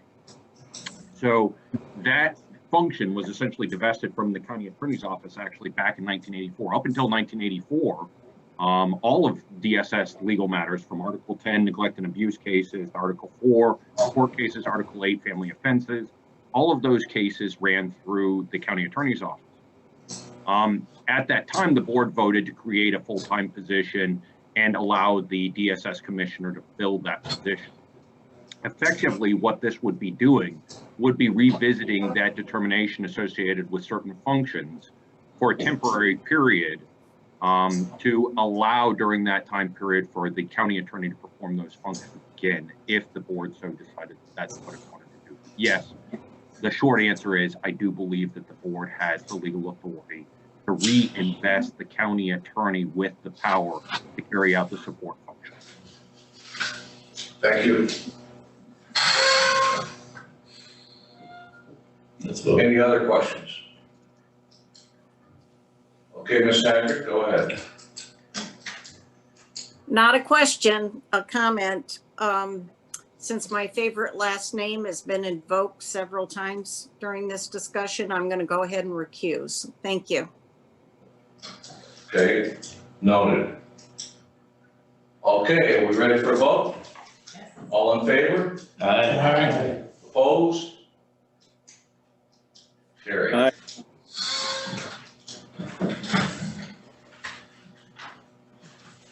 Okay, let's move on to the St. Leonard County vacancy authorization business. Ruth, did you want to start out on that, or? Sure. Go on. Briefly, there's only one department tonight for consideration of these from social services. So I will turn it over to Cindy to walk through the four requests we made. Cindy? Okay, is there any particular order I need to go in, or can I just start? Go start out with Phil Senior Social Welfare Examiner, TA and SNAP. Okay, so the first one I will talk about is our social welfare examiner. This is a full-time position, permanent. Phil, this is a staff that was promoted. She is going to work as a support investigator. The net county cost is $20,316. So the examiners are responsible for interviewing clients applying for SNAP. They determine eligibility, compute certifications, maintain ongoing SNAP cases to meet state mandate deadlines for processing of the applications. They ensure clients receive all benefits that they are entitled to in a timely manner. Average examiner is responsible for interviewing and determining eligibility for up to 30 applicants per month and up to 500 transactions monthly. So each social welfare examiner serves approximately 937 people. So I'm asking for an immediate fill on this, if possible.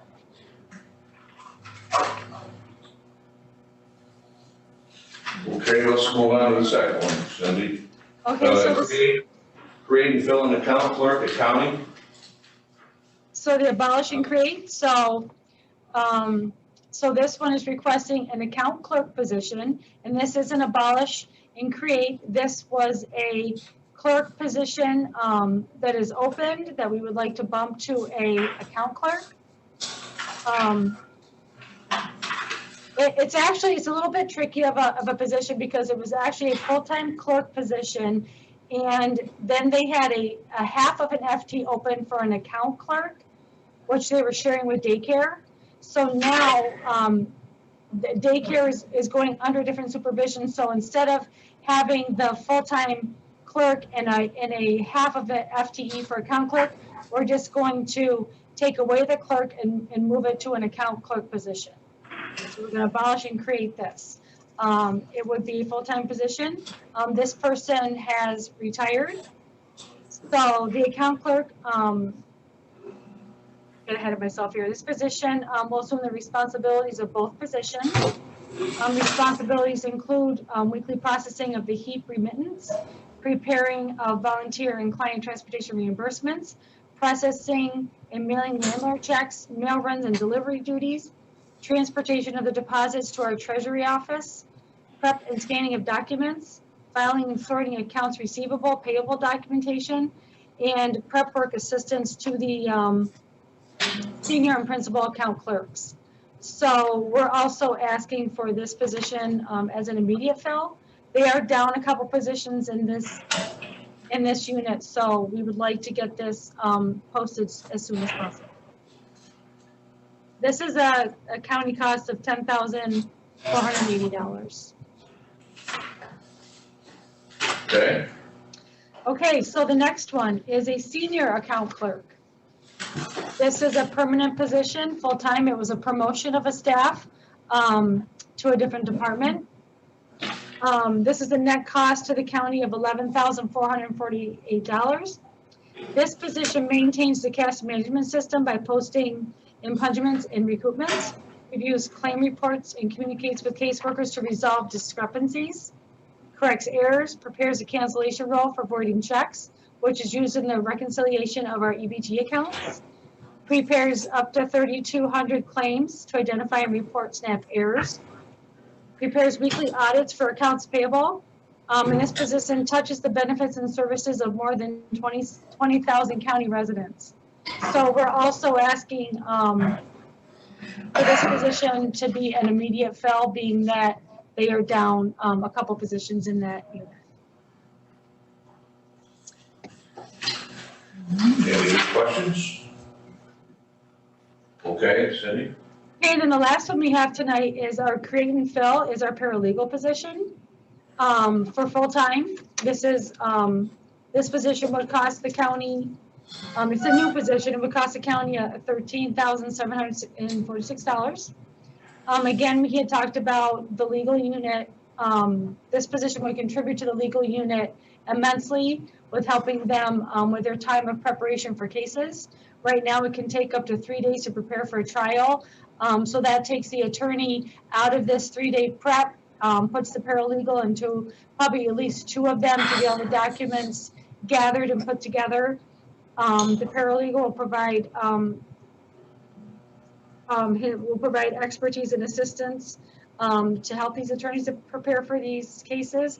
I've talked to quite a few commissioners who have these paralegals, and they say that they are a huge asset to their departments and save their counties or attorneys a lot of time in prepping and enable the attorneys to spend their time, you know, in more of a quality discussion with the caseworkers as they're prepping for the trials. So I'm also asking that this be, you know, brought up as an immediate fill. Any questions on any of those 4 positions? Thank you, Cindy. Oh, wait a minute, I see, I think, Mr. Manelli. Got my long distance on now. Thank you. You need stronger glasses, Mr. Chairman. I like the motion. I can see the motion better than just a straight. Okay, I'll make motion next time. I'm just wondering, it says it's a create and fill, but it has the salary of person leaving listed as $48,326. So I was just confused about that. I think that's a base amount. Okay. Yes. As you see, it's low down below. Yes. I think you can take that. Okay, perfect. Thank you, Ruth. Sure, Yes, thank you, Ruth. You're up next, by the way, Ruth. I am. Thank you, Cindy, very much. All right, thank you. County Administrative Report. Good evening, everyone. I continue to get used to broadcasting to you this way, but I can see everybody, so that's helpful. I just want to reiterate a couple of points that were raised in the COVID conversation earlier this evening. Our work group efforts continue to step up. Frequency now, we opened the task force also be helpful in any way possible with the efforts. Certainly that communication piece with businesses is helpful as far as what the state of emergency meant, as far as seeing what changes that happened on Friday, an executive order, and also going forward. I think a number of conversations will continue with that group. Any way they can be helpful, they're certainly prepared to do that.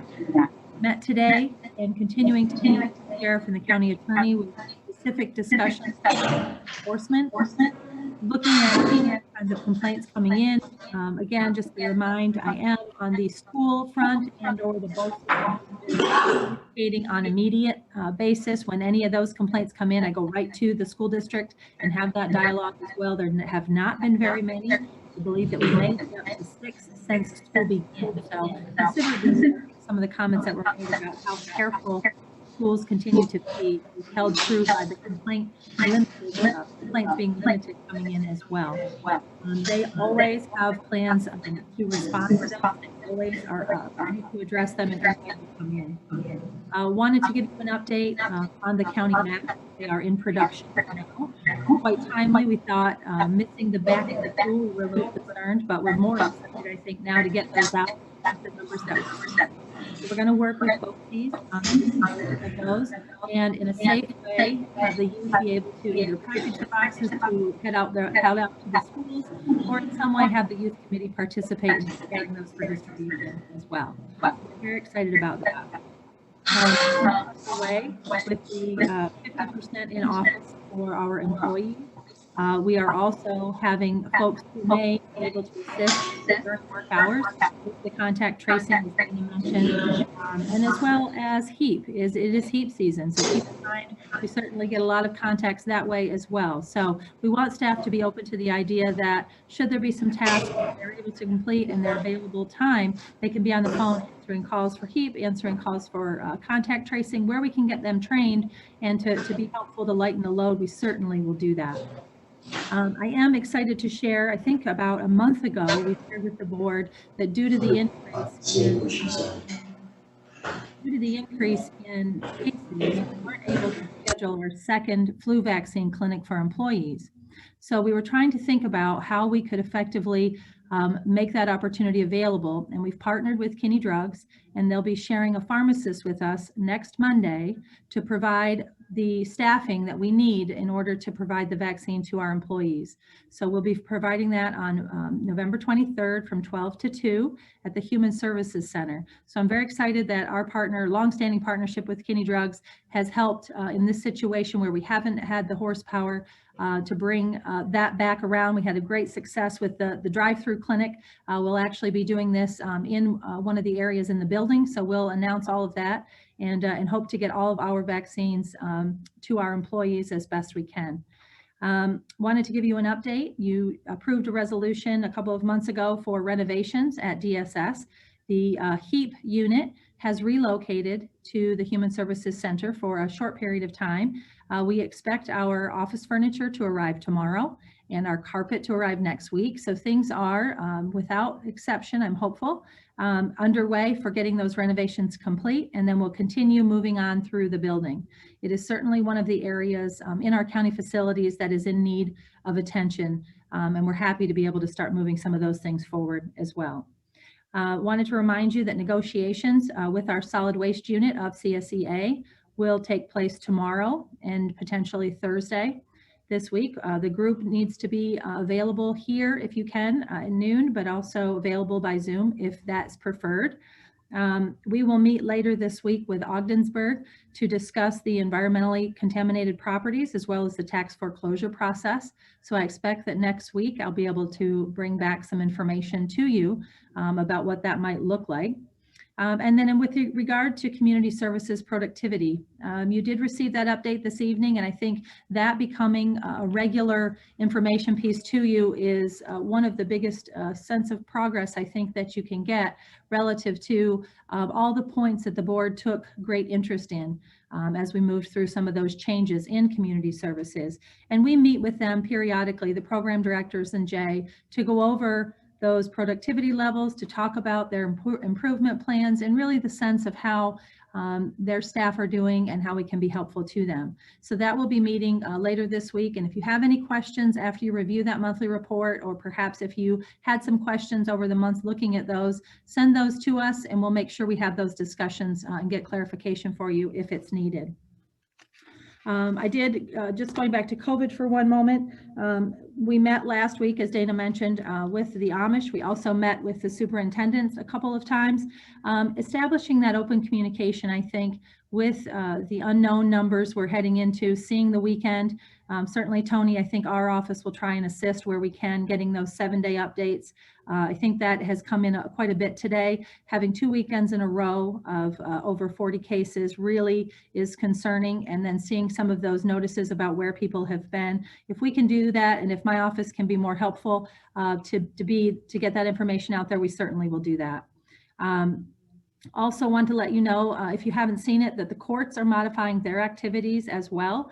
The protocol last week worked quite well. We did have a positive on the court's staff in this courthouse, and we were able to, within 4 hours, get our vendor here to do a deep clean without interrupting service and disinfect the areas and keep people safe and working. So that was, I think, a great example of our ability to react in these situations.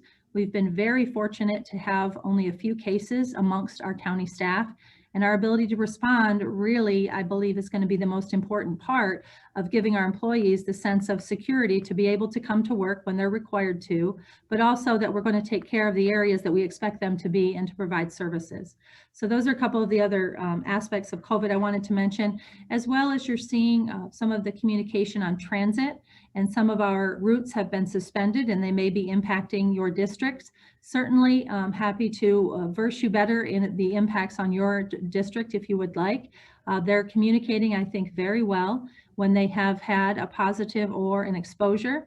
I think they've been one of our model organizations as far as reactions go, and happy to make sure that we can keep transit safely in place, but also modify and take a break from those routes when there may potentially be exposure. So those are areas that we have stepped up our conversations with transit as well throughout since we restored the College Connector and those routes continuing. We've talked with them every 2 weeks. We're now moving to talking with them once a week to make sure if there's anything that they need or anything that you need to be aware of, that we're doing that. And then just 3 more items I wanted to mention to you for finance for next week. In our budget discussions for the 2021 budget, we recommended utilizing fund balance for our next capital equipment purchase. So rather than look to add it to the levy or to finance through the issuance of a bond or some type of note, similar to what we did in 2016, at that time, using fund balance wasn't necessarily an option for us. But at this point, we'll look to the board to consider at finance an opportunity to utilize $2.5 million out of the road machinery fund balance. There is approximately $2.8 million available in that fund. so that they can make that acquisition in the early portion of 2021 and move forward with their capital improvement plan for equipment. If you recall, we took that note in 16. We're recommending they utilize fund balance here in 21, and then they'll look again when the note from 16 is paid off in 26. They'll look again and we'll have a similar conversation, because to downtime with either equipment or maintenance of that equipment takes away from productivity. So those are some of the aspects, I think, looking long-term of how to improve the fleet, how to improve the timeline associated with projects. And I think that's also had a great impact on the year we've had in highway, will be very helpful. So Don will be here with you at finance to talk about that. Mentioned last week to you that I met the new Historical Association Executive Director, Ashley Moretti. She will join us briefly next week by Zoom to talk with you a little bit about the technology advances that she's already proposing for the Historical Association. And if you recall, in the contingency budget for 2020, I set aside some funds. When we were asked to contribute to the endowment, my sense of the needs at the Historical Association more centered around their need for also some capital investment. So I set aside $12,500 in this year's budget, but with a number of changes in leadership there and administration, there hadn't been a plan put forward to utilize that. And as you'll recall, the Historical Association serves as our archivist for county records. So they'll be coming forward. They're working on the technology. They'd like to make archives digitally available as well as update their website. So she will be coming to you to talk about that and determine whether that's the right move for the investment for the Historical Association. Also next week, I will bring you a resolution to address the funds we set aside for Bassmaster this year and move those so that they'll be set aside if in fact we're able to look at holding a tournament like that in 2021 here, that those funds would be available without the resolution that we go through every year. That would be already there. So I'll bring that to you. And finally, next week also, I will bring you an update on the outstanding funds from the state. When I presented the budget on October 5th, if you recall, at that time, it was 11.8 million. So I'll do my best to bring you an update on that. Thank you. Are there any questions? Looks like there are no questions, Ruth. Oh, wait a minute, Mr. Forsythe's got his hand up and he's waving it. Ruth, just a question on highway, the 2.8 million fund balance. What about the outposts? We were gonna do a couple, 3 outposts. Where do they stand? So the outpost project was delayed due to COVID. That is something that you will be seeing a conversation about in 2021. And in that case, the project would look to utilize some of the county road fund balance potentially, as well as potentially look to finance. Okay, so go out to bond or something for it. Okay, all right, thank you. Okay, any other questions? All right, let's move on to committee reports.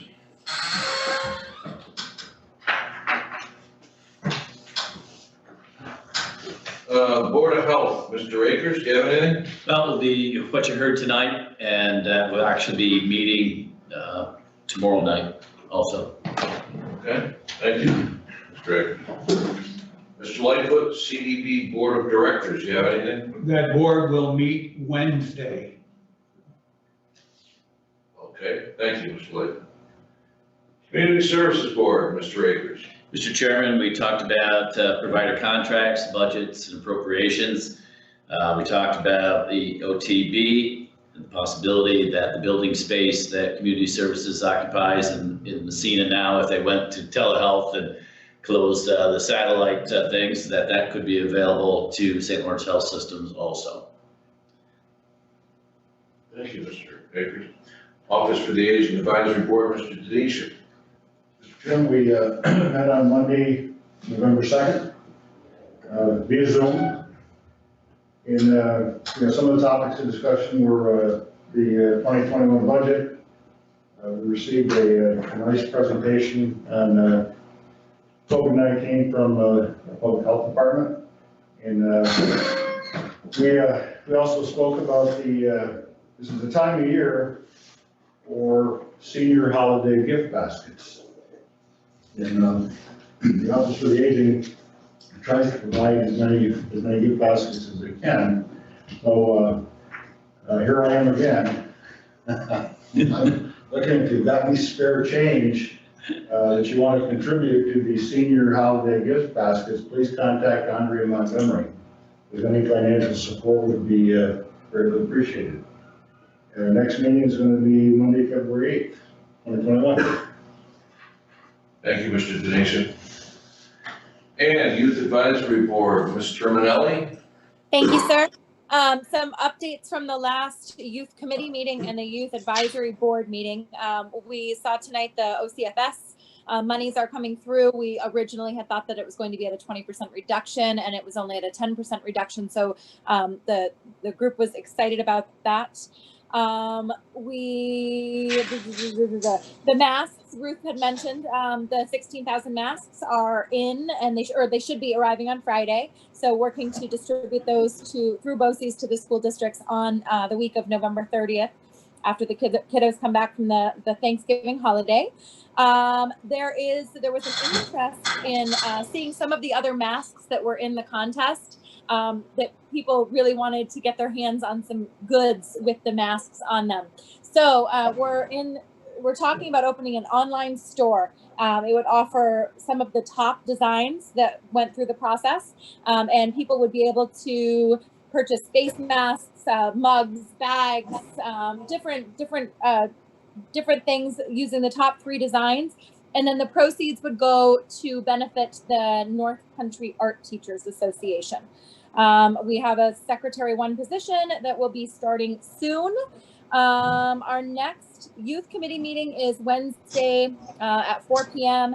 We're hoping to talk about some holiday cards. So maybe Mr. Denisha, we could accompany those Office for the Aging baskets with some holiday cards made by our youth committee.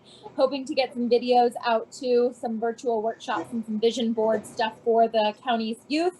And then I just want to give a shout out to, in October, Cole Siebels and Amanda Woods, which are 2 of our youth committee members, actually interviewed Tom Nichols and Jenny Bacon with the Board of Elections about the election process, and just some questions and concerns, and just to get information, really to be more educated about the whole, how youth could be involved in the election process, being that they're underage and not able to vote. And Mr. Siebels this past week was able to take, it was a pretty long interview, and he was able to take it and edit it into a nice video that they put out on the Youth Bureau's Facebook page, and hopefully they'll be up on our website as well, the county website, soon. So I just want to give a shout out to them for their interview and being involved in the process, and then editing that video to get it out for people's pleasure and viewing. And I think that that's it. My next meeting is December 3rd at 3 p.m. Thank you very much, Mr. O'Malley. Thank you. Is there any old or new business that we have to talk about here tonight? There being none? Mrs. Haggard. Oh, there you are. You're waving. I see it. Go ahead, Mrs. Haggard. What's the new business or old? That was kind of scary. Go ahead. Did Mr. Akers say that was scary? I didn't hear him.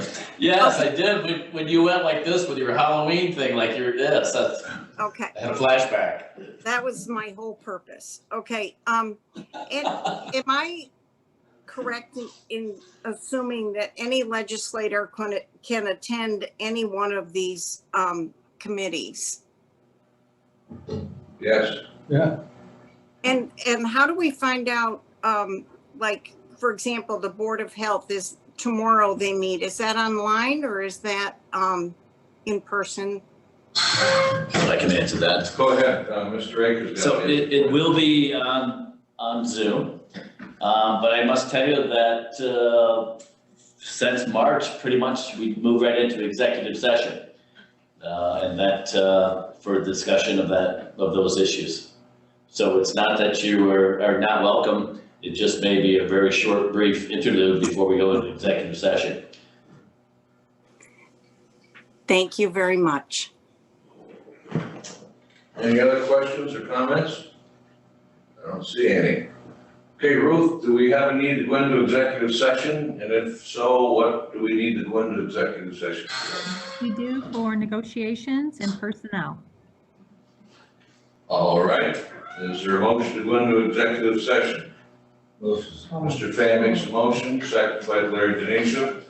All in favor? Aye. Is there any further business? And Ms. Haggard, you have your hand up. Go I ahead. do. I'd like to make a resolution that we allow Mrs. Doyle to make the purchase of the machines that we need for rapid testing. It's required that we do something now, in my opinion, to stop the spread of this pandemic in our county. And I think it would behoove all of the citizens if these were available. I'd like to have that. Mr. Arkwood, Second. seconds. Any discussion? Mr. Akers. So we just had a discussion in executive session, which I can't talk about, but the resolution is required to do something. What is do something? What is it specifically? And what is the purchase? Or what are we doing here? Rather than a resolution required that we do something, what's it specifically? What are we voting on, Mrs. Haggard? Go ahead, Ms. Haggard. Well, first of all, I didn't think we spoke in open session about things that we discussed in executive session, but I will go ahead and say that I would like to empower Mrs. Doyle to make the purchase as she sees fit of the rapid testing machines that are needed in the county at this time. Okay, thank you for clarifying the resolution. Is it specific to a number of machines? What's the actual dollar amount? I believe Mrs. Doyle told us it was $100,000 for 2 machines. I think that was discussed in executive session. Would that be correct, Mrs. Doyle, that it's $100,000 for the purchase of 2 machines? Mrs. Doyle? That would be the request, yes. And what specifically is the brand name of the machine? They're Rheonics machines. I just forwarded information to each of you by email about the machines. And I will get the rest of the information requested.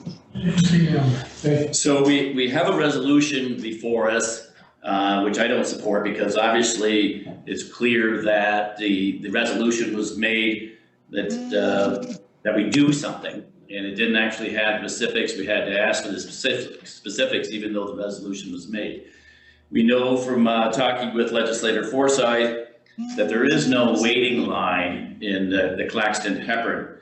The other thing is that for the purchase of these machines, we don't know if there's hospital technicians that actually run these machines. So we have a couple of issues. We don't know if there's truly a testing problem. If the testing problem it's not at Claxton Hepburn, as was illustrated by Mr. Forsyth. And I think that when we rush into something without actual preparation, that haste makes waste. My preference would be to wait from the medical community and find out why the medical community is not willing to make the purchase themselves. It's not about money. It's about whether or not there is a need, what the quality of the machines are, and where they would be situated, and what would be the cost to the public. If we're going to go ahead and purchase a couple machines, are we going to allow these hospitals to actually charge the patients for those clients that want to have a test? I mean, and allow them to make money on them? Or is it going to be a tax-free venture?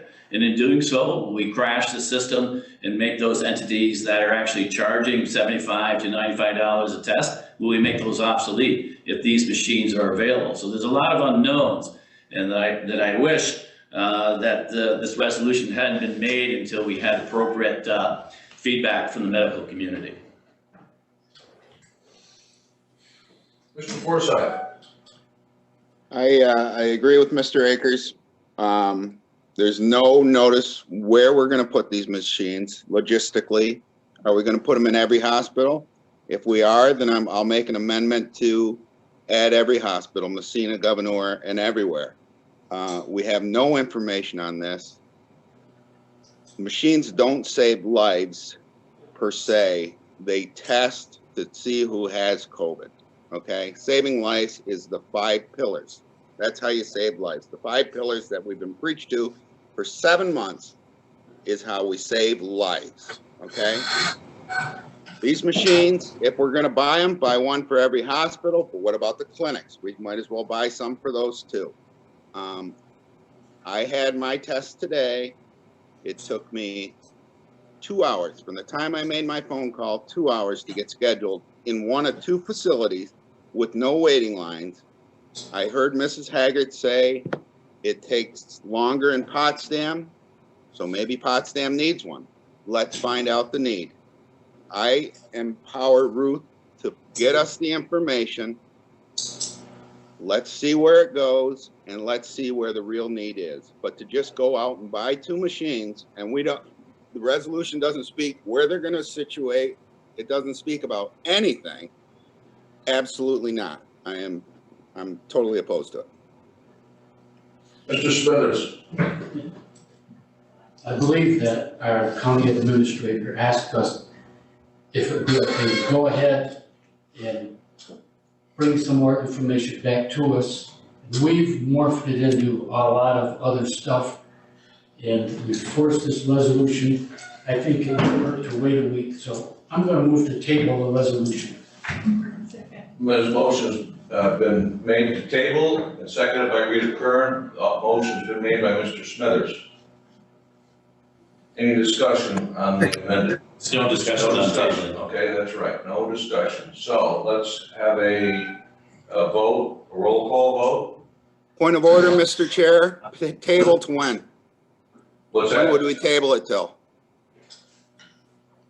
Next week. When will the what? Next week. When we table till next week?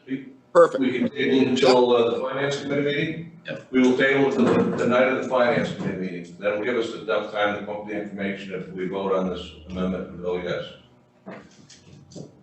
So,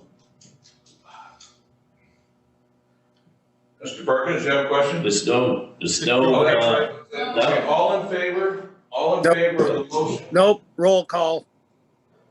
Roll call vote on the, motion to on the table. motion to table. Okay, Forsythe, Kelly? Yes. Lightfoot, Yes. Sheridan, Yes. Smithers, Yes. Denisha. No. I'm sorry, I didn't hear you. No. Perkins, Yes. Akers, Yes. Fay, No. Haggard, No. Piacco, No. Burke, No. Arquette, No, Terminelli, Yes. Curran, Yes. Reagan. No. I'm sorry, I didn't hear that. No.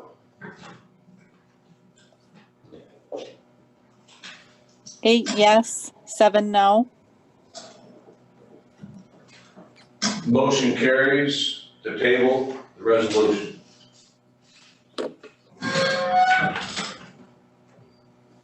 move to adjourn.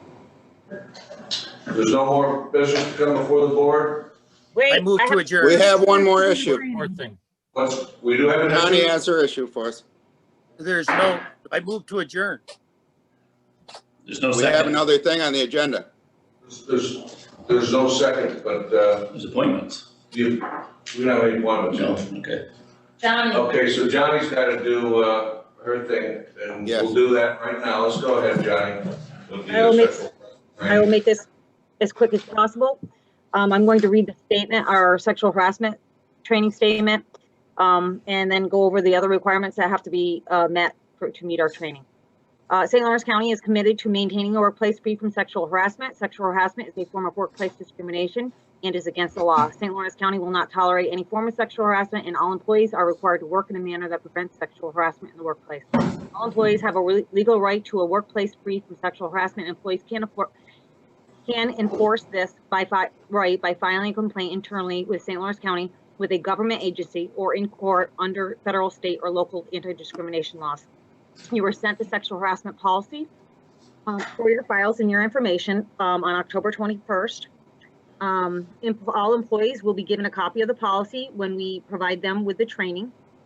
I do want to point out the legal protections and remedies, which you can find on page 5 of the policy, which includes the Division of Human Rights, the EEOC, and the local police department. I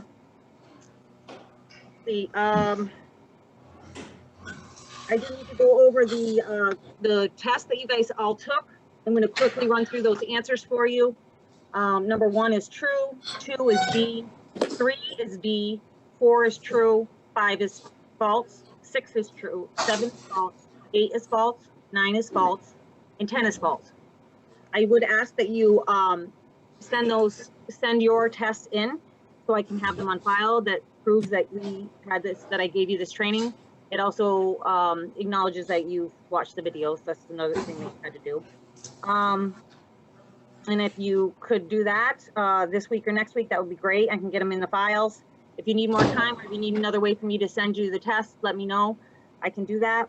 And then the very last thing that is mandated, well, the procedure that we have in place for St. Lawrence County is that employees will make a report to their managers or supervisors or to HR if it involves one of their managers. The manager or supervisor will forward it to HR or deal with it themselves if it involves HR. The manager or HR will meet with the employee for more information. The manager or HR will meet with the respondent. Manager or HR will meet with the witnesses. Manager or HR will make a determination. Manager, HR, and will take appropriate actions. And HR will communicate with employee and record sexual harassment claims and situations. And it's important to know that some harassment may constitute a crime, and if it meets that standard, the police department would be contacted. Are there any questions about harassment and prevention training? Not, that's all I have. Motion to adjourn? No. Thank you. Bill, What? I wanted to say something. Go ahead. Okay. So one of the things that Dr. Williams always talks about is the pillars, and basically what they do is they break the chain of infection. And there's a big article in Watertown Daily Times tonight, or in the online portion of it, regarding a Halloween party in Watertown and a party locally in our county, and it kind of spells it out. But basically, part of our problem that we're having in this county isn't so much that we don't have enough testing. I mean, I think we need to work on it and getting results, yay or nay, back to people, and Dr. Williams is very aware of that. But I think that some of the problem that we're having in this county is the people that think that if they go to a party that nobody else knows about, that COVID can't come there, or that COVID can't come after 10 o'clock at night. We need to put our masks on. You know, we get a lot of grief about sitting here without our masks on, but obviously, if masks work, but people are having to go get COVID tested, either they don't have a mask on or something's going on. So I think we just need to be realistic about the fact that we all need to think about that chain of infection. Motion to adjourn? Yes. Mr. Lightfoot, second by Mr. Smithers. Adjourn.